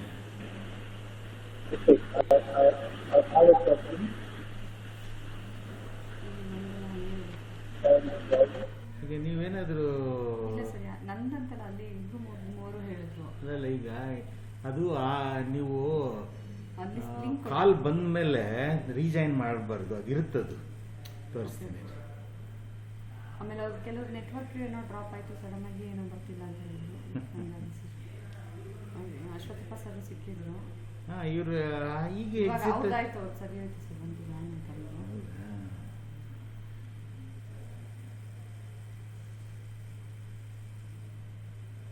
ಸರ್, ಇದು ಲಿಂಕ್ ಕಳಿಸ್ತೀರಾ ಸರ್ ವಿಡಿಯೋಸ್? ನಾನು ಅವತ್ತಿನ ಅವತ್ತು ರಿಪೋರ್ಟ್ ಮಾಡ್ಕೊಳ್ಳೋ ಸರಿ ಆಗುತ್ತೆ. ಹೌದಾ?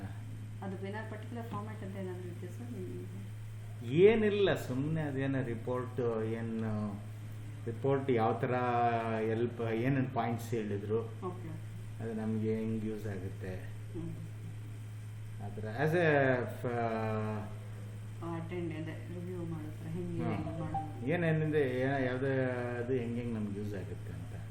ಅದು ನಾನು ಕನ್ಸಾಲಿಡೇಟ್ ಆಗಿ ಮಾಡ್ತೀನಿ ಸರ್, ಅವತ್ತಿನ ಅವತ್ತು ಕಳಿಸ್ತೀನಿ. ನನ್ನ at the end of the day ನಾನು ಎಲ್ಲ ಹಾಕಿದ್ದು ಅದನ್ನು ನಮ್ದು ಟ್ರೈಬಲ್ ಆಗಿ ಕಳಿಸ್ತೀನಿ ಬಿಡಿ. ಅದೆಲ್ಲ ಮುಗಿದ್ಮೇಲೆ. Hello, can you hear me? Hello. Yes, sir. Now, Yes, sir. Now you can hear Yes, it. sir, you can go ahead. ಅದನ್ನ ಮಾಡಿ ಕಳಿಸ್ತೀನಿ ಸರ್, ನಾನು ವರ್ಕ್ಶಾಪ್ ಮುಗಿದ್ಮೇಲೆ ರಿಪೋರ್ಟ್ ಕೊಡ್ತೀನಿ. ಅದು ಮೋಸ್ಟ್ಲಿ ರಿಪಿಟೇಟಿವ್ ಆಗಾದ್ರೆ ಅದೆಲ್ಲ ಮಾಡ್ತೀನಿ. Am I audible? ಹಾಂ. ಅದಾದ್ಮೇಲೆ Yes, sir. You are audible. Yes, sir. You are audible. Hello? Yes, sir. You are audible. Hello? Yeah, you are audible, sir. You are audible, sir. I can't hear anybody. So, unmute your mic, sir. Yeah. Hello? Hello?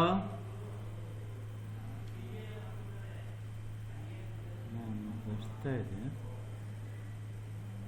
Hello? Yes, sir. You are audible. ಮಾಡಕ್ಕೆ ಹೇಳ್ತೀನಿ sir, ಕಾಲ್ ಬಂದಾಗ exit ಮಾಡ್ತೀನಿ ನೋಡೋಕ್ಕೆ. Hello? ತೋರಿಸ್ತೀನಿ ಸರಿ. ಅದು Sir, you are audible, sir. Repetitive ಆಗಿ login ಆದರೆ ಮೋಸ್ಟ್ಲಿ ಅದೆಲ್ಲ ಮಾಡಿಲ್ಲ. ನಮ್ಗೆ ಇಲ್ಲಿ ಇಂಡಿಕೇಶನ್ ಬಂದರೆ ಹಾಂ ಸರ್. ನೋಡಿ, ಈಗಲೂ ಕೂಡ ಯಾರೋ ಪುಷ್ಪಾಂಜಲಿ ಅಂತ ಬರುತ್ತೆ. Hello? Hello? Sir, your speaker is off, sir.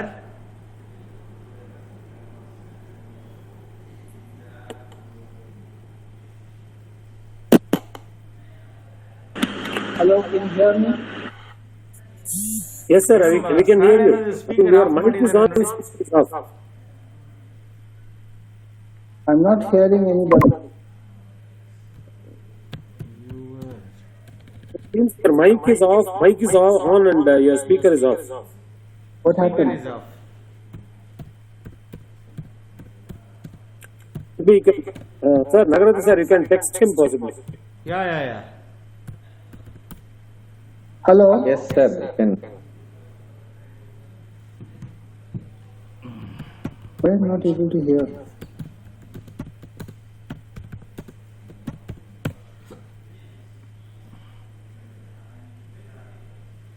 Speaker? No, it's not off. Yeah. That time when you are playing video, you reduce the volume.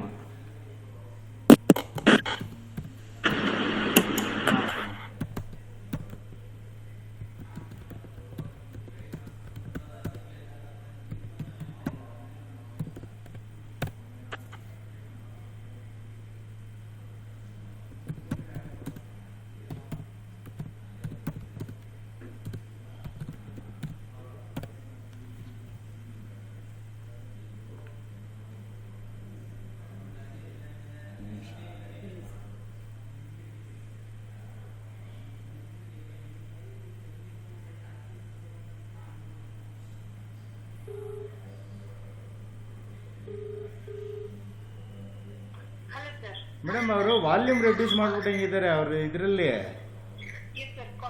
ಅದು ವಿಡಿಯೋ ಪ್ಲೇ ಫೋನ್ ಮಾಡಿ ಹೇಳಿ. ಅದು ಹೇಳಿ ಅವ್ರಿಗೆ ಸರ್ಗೆ ಫೋನ್ ಮಾಡಿ. ಅದೇನಂತ ಗೊತ್ತೇನ್ರಿ, ಇರುತ್ತೆ ಅದು ಸ್ಪೀಕರ್ ಅದಕ್ಕೆ ಸ್ವಿಚ್ ಓವರ್ ಆಗಿರೋದ್ರಿಂದ ಹಂಗಿರುತ್ತೆ. ಅವರು ತಿರ್ಗಾ rejoin ಆಗ್ದಿರಾ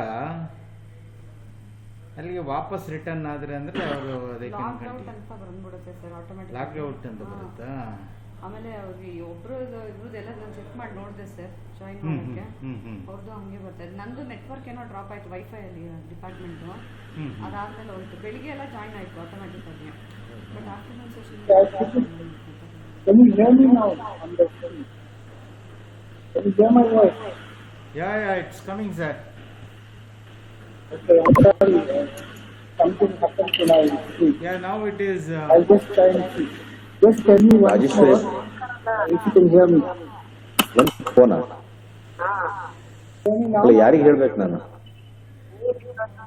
Okay, we'll get back to presentation. ಸರಿ ಇದೆ, ತೊಂದರೆ ಇಲ್ಲ. ಅಲ್ಲ ಈಗ ಇಲ್ಲ ನಮ್ದಲ್ಲ, ರಾಜೇಶ್ವರಿ ಅವರ ಸ್ಪೀಕರ್, ನನಗೆ ಗೊತ್ತಿಲ್ಲ ಅವರು. ನಮ್ಮ ಸ್ಪೀಕರ್ ಬುಧವಾರ.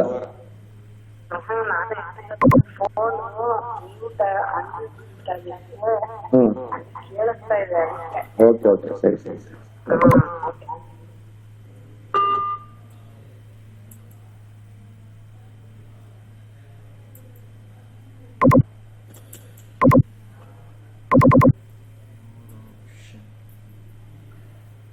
Okay, can you see the presentation? Yes, sir. It's visible, sir. We are able to hear Hello? you now, sir. No problem.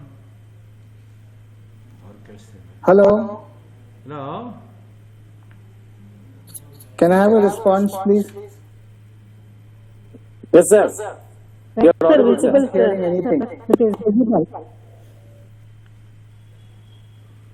Okay. Sir, as I said, I think his speaker volume is. First join ಆಗ Speaker volume is. Hello? ಆಮೇಲೆ in between ಏನಾದರೂ Yeah, nobody's there. No. Morning session ಏನು Okay. Maybe because of the bandwidth. I'll continue. If you can hear me, I'll continue. Okay, because nobody is responding. Okay, thank you. Okay, learning itself has changed. The idea of how people learn has changed. I just want to spend a few minutes on this. I lost 5 minutes. So, what do people today, the industry, young people, the people in the industry, how do they learn? The way they learn has become different also. Knowledge on demand. Their attention spans is very short. Normally people won't spend more than 15 minutes to 20 minutes on any kind of learning program. They will think about doing something else after that, because they left the university 10 years ago. So their learning spans are very short. They want to be able to learn on the go. That means if I'm in the airport, if I'm at home, if I'm traveling. Today, of course, COVID, you're not moving, you're at home. So it's a little better. But previously it was like that. Mobile learning on the go. Micro learning, that means you break up your course into small modules and you learn in small pieces as you get time to learn. Augmented reality learning, that means use visual simulation to learn. You don't have to go and be physically present. And interactive videos. So most people learn, you'll be surprised about what people learn on YouTube. So today most universities create courses in videos, in the form of videos, not interactive, personalized, instruction. It is a video. You buy a video online, download it, and run it, and learn about the subject. And you pay for the video, and the video is not so expensive like a course, because you are producing hundreds and thousands of videos, and therefore the value of the course is like a book, like a magazine. Wearable technologies. Can you learn while you're doing something else? I mean, you'll say that's not the best way to learn, but sometimes people do that. Personalized learning with AI. So do you have an AI program which, based on that particular users or group of users' previous behavior, customizes the program or tells you how to customize the program for their use? So this is what people like Amazon and others do. and social learning based on networks. So you have a group of people from different locations coming together to learn, like something what we're doing right now. So learning itself has changed. And I go back to our Indian tradition which says, prepare the person to learn. Don't just throw a course at him. Have a preparatory introduction to the course. Prepare him mind and body to learn. Let him listen in small bits so that he can learn without too much of strain, or it can accommodate in his regular program, because he's busy with 100 other things. He's not come as a full-time student. Allow this discussion and debate, because the only way one can really consolidate his information, anticipate challenges, and draw inferences is by debating, discussing, talking, and trying out, understanding whether what he has understood makes sense. And finally, use that. Have practical courses, have workshops, have virtual simulation, let us say prototyping, and have situations where they can try out their knowledge, make mistakes without having to cause great disruption in where they go, so that they can create a skill set. You have to use all your faculties to learn. Only using your eyes and ears is not enough. You have to use your intelligence, you have to use your mobility, you have to use your decision making. And therefore learning has to be very holistic. That is what we are trying to say.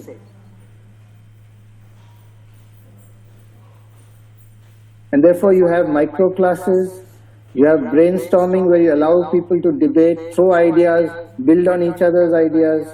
You help them to use virtual tools so they can enter those particular situations and interact with the program and learn. It will tell them, it will play with them, they learn how to use it. Connect people together of different backgrounds, so each one can bring his aspect of his experience to the table, and they can talk to each other. And finally, use virtual prototyping as much as you can. Use models, use scale down situations so that a person can learn where he is and how he is.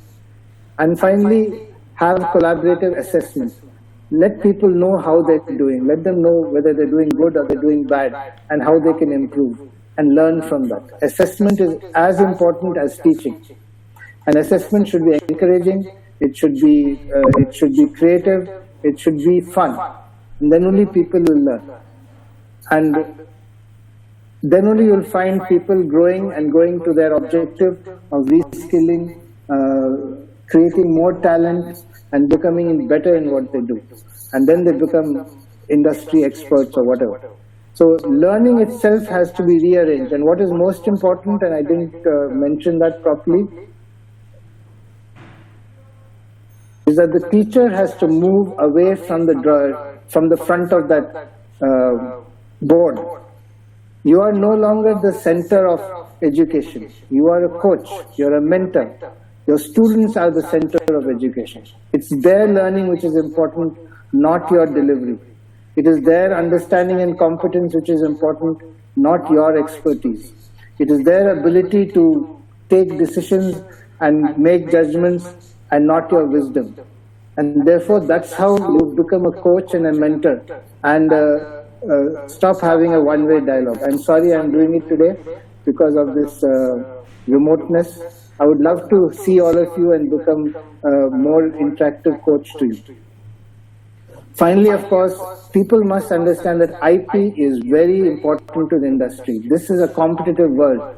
If my IP goes to another company, or somebody learns about what I'm planning to do 2 years from now, or somebody gets a hint of the kind of technology features I'm going to put in my product, I will lose my business in hundreds and thousands of crores. And therefore, I will guard my IP very, very carefully. And therefore, the industry and the university both have to be as protective as possible. That's why we say all intellectual property developed in the academic institution has to be patented by it. All intellectual property developed by the industry partner is patented by them. Only that IP which is developed in their collaborated projects will be owned by the person who finances that project. If it's financed by the industry, then whatever is developed in that collaborative project will become the property, exclusive property of that particular industry. So this has to be very clearly understood, and it's very important that if you are going to use IP from the industry to do your project, you have to guard it as carefully as the industry does itself. That means you will have to have methods of safeguarding it. You should be able to take appropriate measures in terms of providing access to it. And if you're going to publish a technical paper based on your project, you have to get the permission from the industry as to whether your publication does not infringe on their intellectual property rights. This is very important to understand, and sometimes the university does not take it in the same way as the industry takes it. Transfer of technology has to be paid for and licensed properly with an agreement. People can't use your technology without paying for it and getting a license from you. And all agreements have to be signed formally, providing what is the tenure of the agreement, how it will be terminated, what are the penalties if it is violated, and who are the authorized signatories. These are important things. Industry respects this if you follow this. If you don't, then they will avoid you because they feel that you are putting them at risk. Therefore, an industry really works with a number of people. It works with suppliers, it works with its field people who work with customers, it works with global partners, and it works with universities. And it guards its knowledge as to who accesses what. It has got firewalls which protect its core competence. So you have to understand how the industry works. And therefore, even in its database, in terms of its technical data, in terms of the technical files that are created, the way that file is downloaded, it's put into an FTP site with a firewall, and then it is shared with you. Similarly, you will do the same with them. So this exchange of information, the discipline of exchanging information, the discipline of doing configuration management of your data sets, making sure that what changes are carried out, are recorded, and the old data is not reused by mistake. This is very important when dealing with industry. So when you have computers, you can't have casual computer connections from your home, from the university, from your lab, which are not properly protected and properly organized. And the industry will not share information with you because it is very precious to them. And therefore, there are many things like cyber security, access control, and define the rules under which this happens. So when you're dealing in industry, these are areas which may be new to you, but this is what the industry takes for granted. And as you go up the value chain, this becomes more and more important. And finally, we talked about cost sharing. Okay, Dr. Samanta talked about it in one way. There's another way of looking at it also. So you have various kinds of cost sharing models. Client pays all expenses. The service provider share the service and the client share expenses. They may share, you may share. Client pays for the assignment, or there's a third party like the government or a funding organization pays for it. So you may share your expenses in kind. That means you allow them to use your lab and you put some value for it.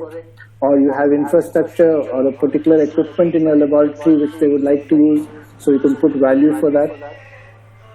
You can share your students' man hours. So if I've got 20 students or 10 students working on a project in the lab, then their hours of work, even though you may not pay your students, but the value for their hours should be also negotiated with the industry, because industry is making use of your man hours.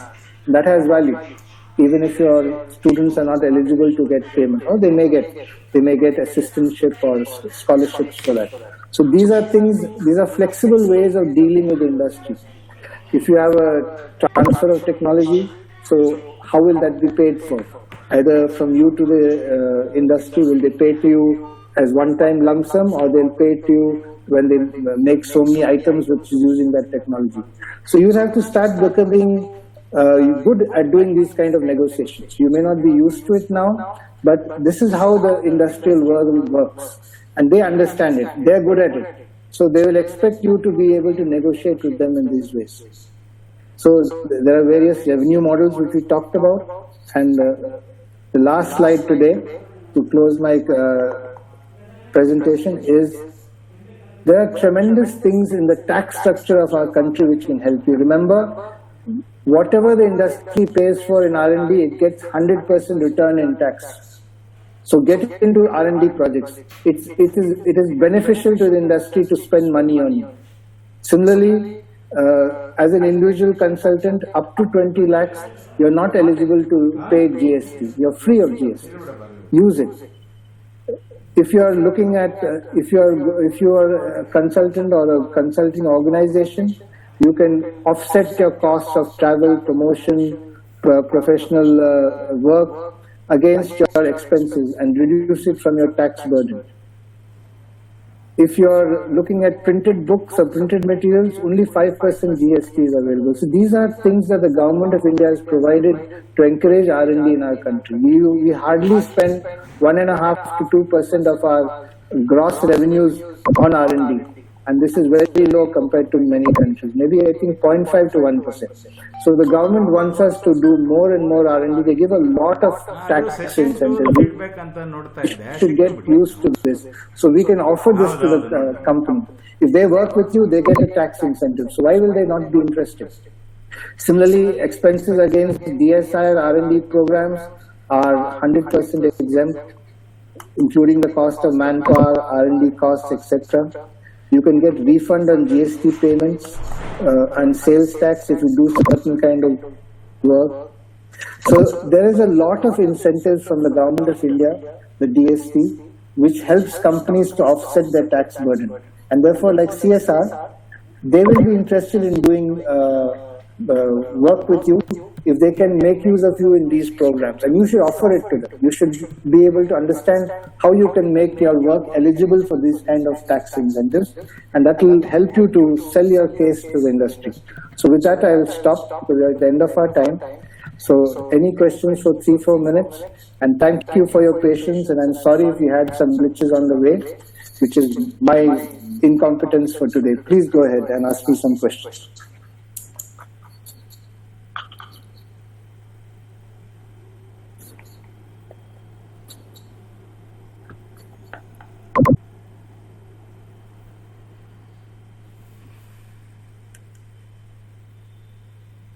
Sir, can you give some guidelines to the fresh consultants, sir? Are there any questions on the chat? I'm not seeing any questions on the chat.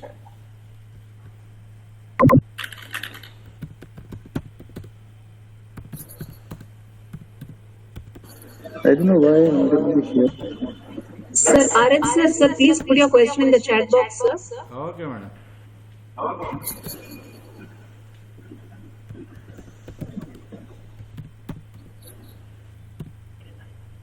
Hello?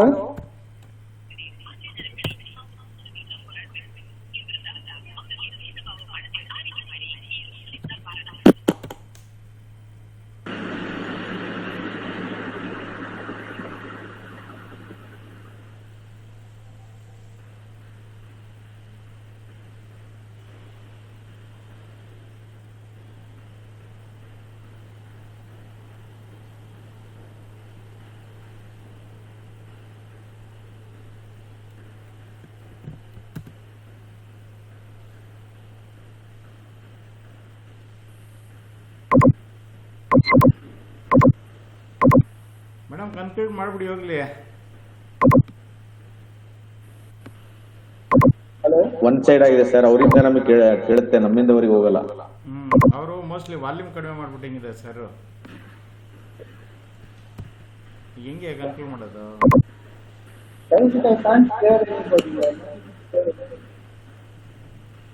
ಅವ್ರು ಮೊಬೈಲಲ್ಲಿ ಮಾತಾಡಿ madam.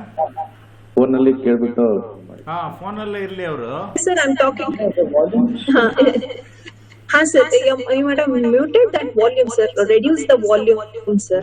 Volume of the speaker. So we are not able to hear you, sir. Sir. Yes, sir. Yes, sir. Yes, sir. Sir, what are your guidelines for the fresh consultants? Nagraj sir is asking. Guidelines for Fresh, yeah, who wants to be a consultant newly? Okay. Can I talk on the phone? Yes, sir. Yeah, go ahead, sir, no problem. So basically, consultants starting all alone on their own, as I said, industries have different levels. So you have small companies, you have Indian companies and multinationals. So if you are a single consultant going for the first time, it is better to identify the area of expertise and look for those kind of assignments which suit your area. And if you have contacts with the industry or you have consulting cell in your university, make use of those assets. I would encourage people to make use of their academic institution and its assets. There are tremendous assets in your college. Individual consultants are very difficult to survive because of the competition. You have to start small and then slowly grow and take time.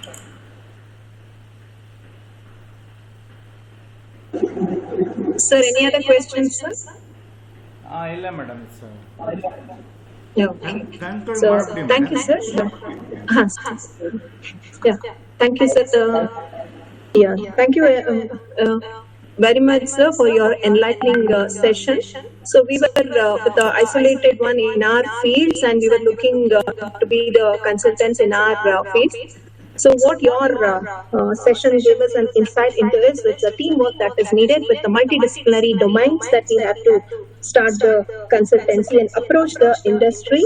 And the industry is looking for the joint efforts as we have the strength with all the departments available with us. So which give us an insight into that. We were not looking in that direction at all, the each individual department trying on their own. So that was an eye-opener for us, sir. And thank you for... IIT has a brand image. If IIT has a brand image because they come together as a group. Yes. They have so much respect. Yes, sir. Yes, sir. And thank you for enlightening us about the consulting opportunities, what are the challenges available, and then the processes that we can do with the academic institutions, what are the avenues available for the teaching faculty, and how to handle the consultancy with a changing digital scenario, with post-COVID scenario. So thank you very much for your enlightening sessions on behalf of Bangalore Institute of Technology. Yes, sir, it was very much useful. Yes, sir, it was very much useful for us, sir. Thank you very much for your... Please ask the participants, they can always, through you, send any questions they want.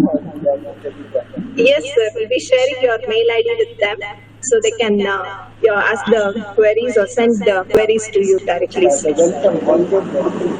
Yes, sir. Thank you very much, sir. Thank you, sir. Yeah. Thank you, sir. Thank you, bro, sir. Thank you. Thank you for all the participants. Tomorrow we will start the session morning. One talk will be there between 10 to 12. I'll be sending the details.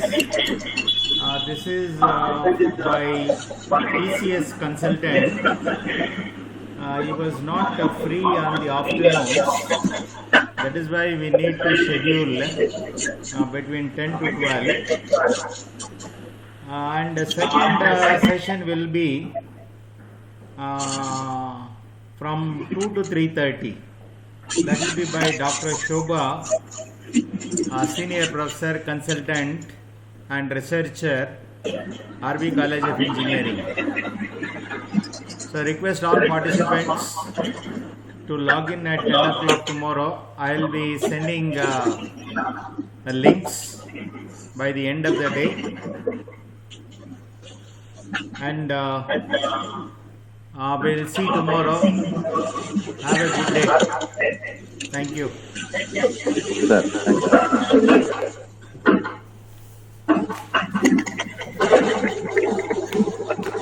you. Thank you, sir. Thank you, You everyone. see, all participants, I have sent a feedback link both in the WhatsApp group as well as in the chat. Before leaving, you please fill it up. And any suggestions you can post it in the WhatsApp. We'll take care of it so that you will have a smoother session tomorrow. Okay, thank you all. Have a nice day. Prashant sir, can you have your contact number and your PPT slide? Yes, sir. I'll send it to the WhatsApp group, sir. Okay, ma'am. Thank you. Yes. Thank you, sir.